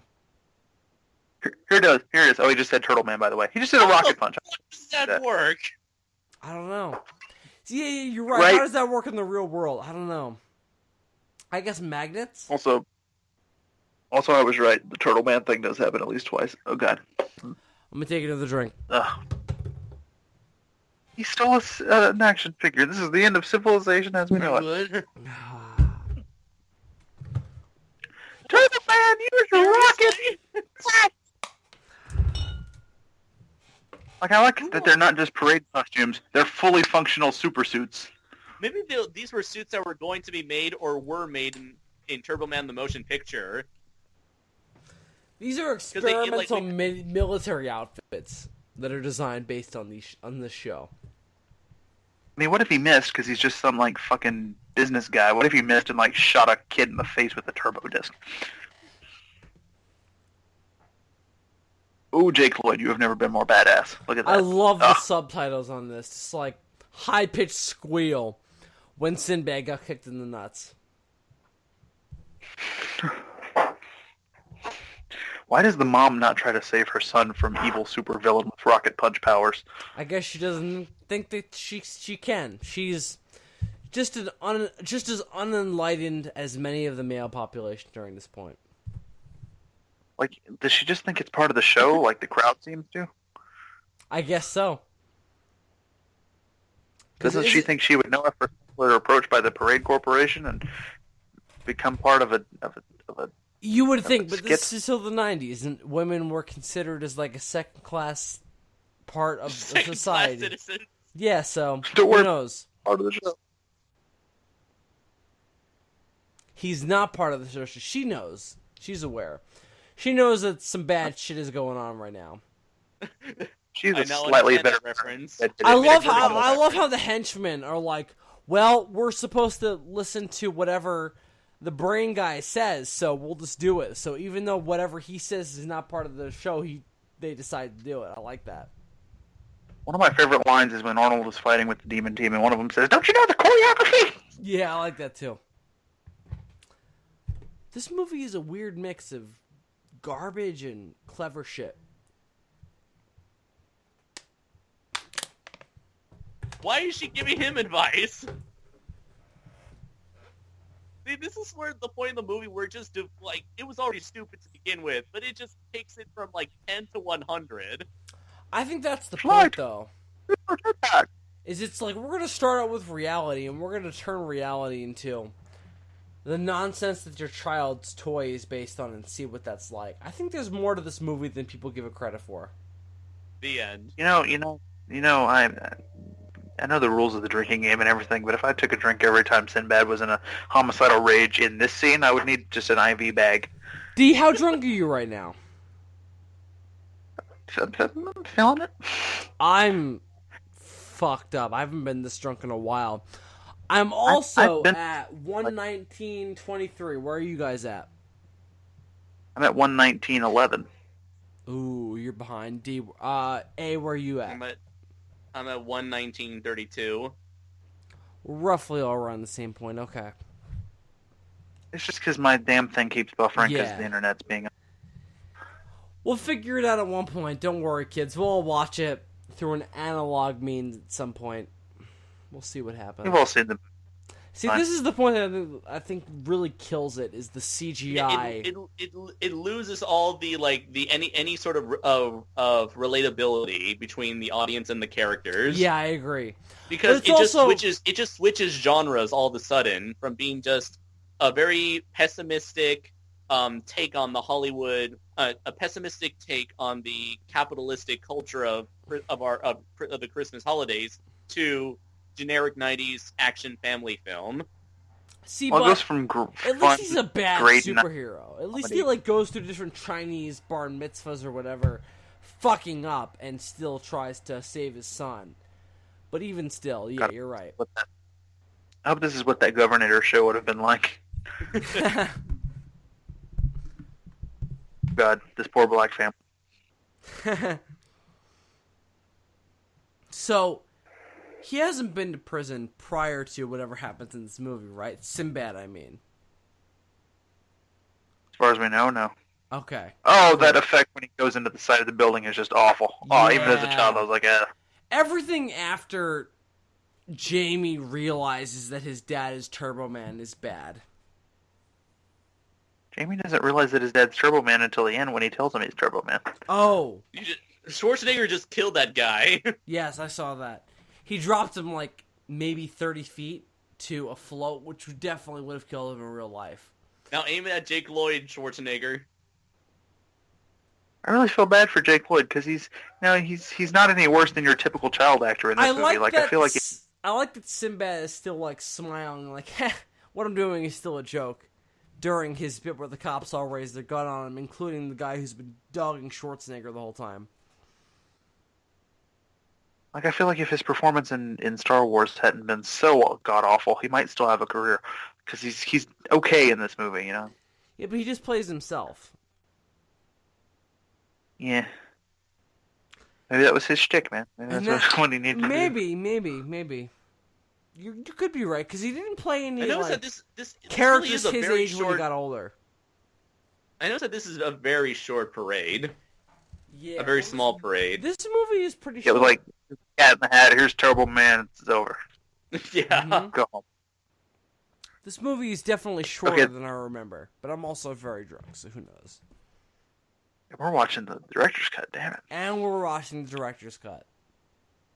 It's barely longer than the theatrical. Just a few little moments they added back in, like the 4 the minutes to be exact. The extended version of the bar scene was really most of what I noticed. I didn't really notice a whole lot else other than that. Yeah, no, when you mentioned that, I was like, okay, we're watching an extended version of that. He saved Jamie Lloyd. This with is very mom and dad. forced. This is They're what very happy. this is what I think kills the movie. Is that they're very forced at the end, like, well, parents are ultimately trying to do their best for their kids, so they're ultimately okay kind of message is where the movie kind of loses its steam. It's basically the whole message is it's the thought that counts. Yeah. Which is very lazy when you think about it. Schwarzenegger? Wouldn't you have been able to tell by that point? Which you would have looked at that giant Austrian man in a rubber suit. Just look at the gap in his teeth, and you'll find out who it is. Yeah, exactly. Schwarzenegger was too iconic at this point for this kind of subversive, iconic role, which is why Batman and Robin didn't work.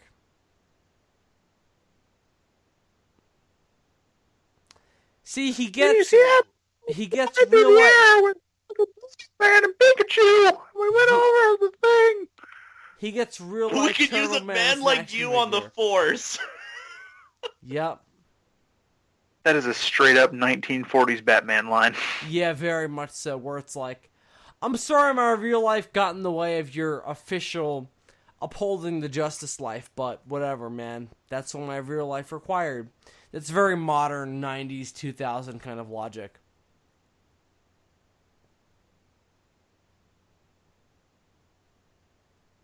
Wait a minute, Turbo Man, you've got an Austrian accent. I just noticed. Did you guys like that Arnold's kid gives the Turbo Man to the villain at the end? Does that give Yeah, because it helps him become less materialistic. Yeah, I think that ultimately helps the movie get above the materialistic message that it was giving early on. Yeah, I agree. That it's been satirizing the entire time. Yeah. I mean, I kind of would have liked it a little bit better, though, to be honest, if we were in an alternate reality where Sinbad was like, man, my son ain't never going to have a toy. And it's like, can I have that toy? And Jingle was like, fuck you, man. Like, Did the Nemesis know prior to him taking the mask off, or did he just realize when he took the mask off? who? Dementor? Who knows, based on what we're seeing right now. This scene always reminded me of Toy Story. Like how he tells the cop, I'm sorry about the bike and the coffee. He's That's like, the listen, I bomb." know I really broke the law, but I was doing it to benefit my kids, so who cares, you know? It's all for the kids, which is the point of the scene, and also the point of the end of Toy Story. You see, I think this is kind of like what few Japanese families that celebrate Christmas, they mostly have it like this, where it's a very privatized. They don't invite anyone. It's just like the immediate family. It's all about the family, right? But it's not about like a big party. You don't invite your cousins, your grandmothers, your grandfathers, your uncles, your aunts. Right. That's for New Year's. Right. But I think that's why this ending works. I don't know. Did you guys find this movie holding up? it holds up in some regards because it appeals to my more pessimistic adult sense of humor, but also the warm sensibilities. Yeah, it's got both. It's got your pessimistic, the holidays fucking suck humor, blended in with your very childish, haha, he got hit in the face type of humor, and I think it pulls it off pretty well. That's what I think works about this movie. And why, even though I'm really drunk while watching it, I still enjoyed it and still enjoyed what was intended as being deeper elements about it when it was made.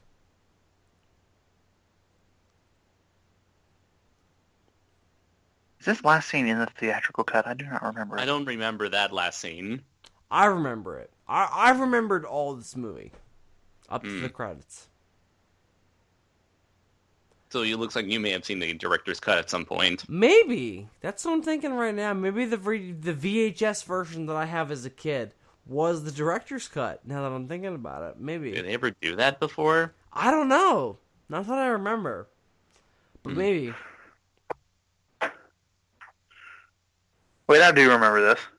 What did you get me and then zoom in on his face? Yeah, I do remember that. Yeah, I remember that part as well. Strange. Yeah. That's what I'm saying. The empathetic aspects of what happens during Christmas, I remember during the director's cut.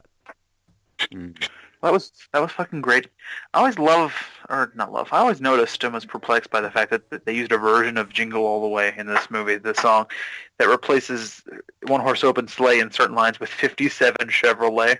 Yeah. Yeah. And this is a version of the song that has stuck with me my entire life for that reason. Yeah. Sinbad's makeup stylist, whatever her name was. Best Boy Electric. So Played what by did you guys someone. think watching it this time? I thought it was fucking great. Yeah. I love this movie. Same. I've always loved this movie. I continue to love this movie, and I especially love this movie drunk. But where are I the drunk ones? That's the point. Andres, your point. I think this is definitely this is not really a movie to enjoy on a genuine degree. Right. Like it's just the kind of movie to watch. It's a stupid movie to watch with stupid friends, as opposed to a heartwarming movie to watch with a heartwarming family. I see what you mean. Yeah, that makes sense based on the experience of watching it tonight. Yeah. Yeah, for sure. Interesting. Okay. Well, we're at the credits at this point. Do you guys feel in the holiday spirit? Because I do, but again, I'm very drunk. Tell you what, Bill, I'm feeling the holiday spirits. Huh? Because that's an alcoholic beverage.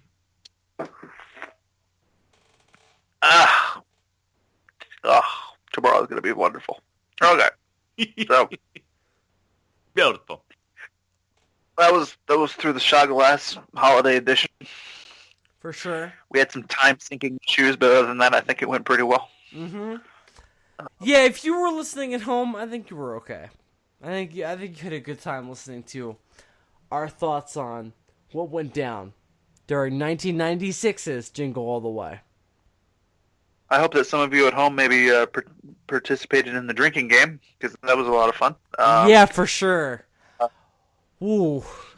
This to be honest, movie... I'm sure there were more drinks in the second half of the movie that I just missed because I was too drunk to notice that things were happening that were in the rules. But Yep, Andres was mostly helpful during that part.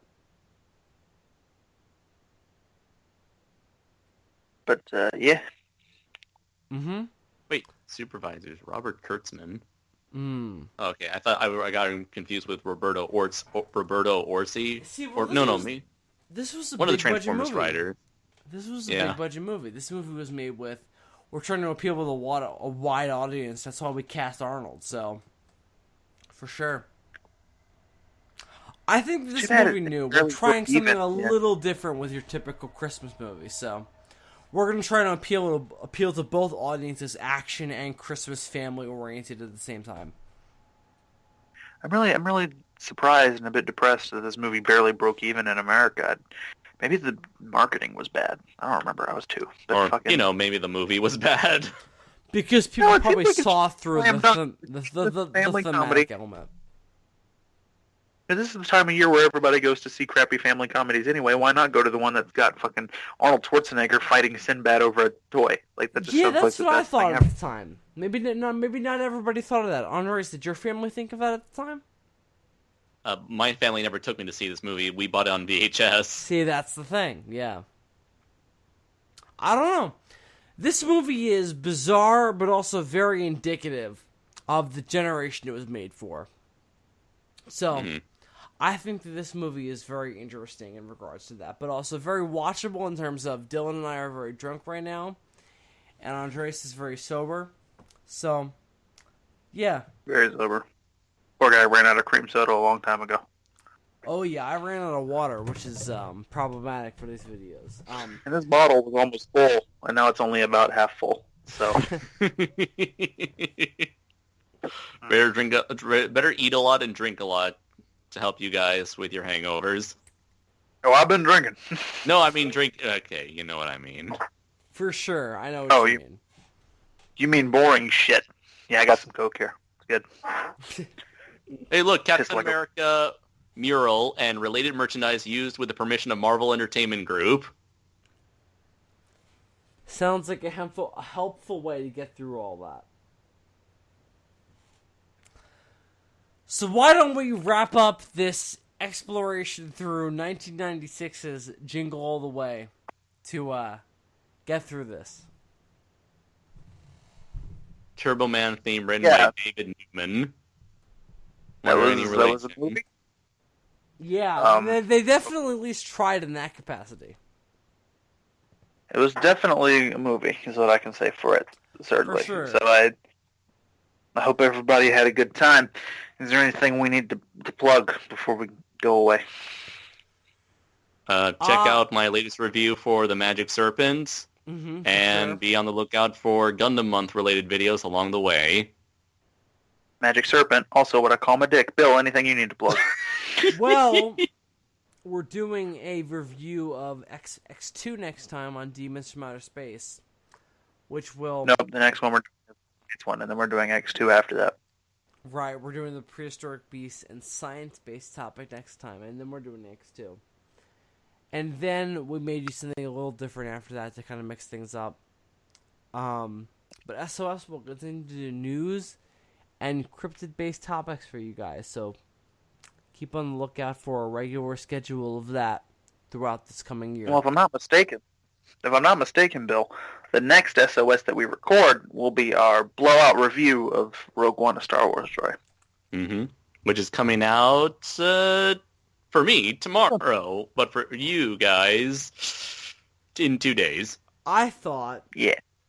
that was our coming episode of DFOS and our coming episode of SOS simultaneously. So do you think that we should plan a Star Wars related video for our coming DFOS episode in addition to our SOS episode? Like what? That's a good point. Maybe we should have this conversation off recording when we stop recording this. Potentially. So okay. So all you people at home, because apparently I'm hosting this thing, all you people at home, hope you enjoyed this farce. Am I referring to the video or the movie? You decide. I've been Super DM64, your reluctant host for this evening. I've been Bill Worcester, aka Zazubaar. And I have been Andres Perez, a.k.a. Kaiju Noir. And that's fucking all. Indeed. Bye, everybody. Jingle all the way.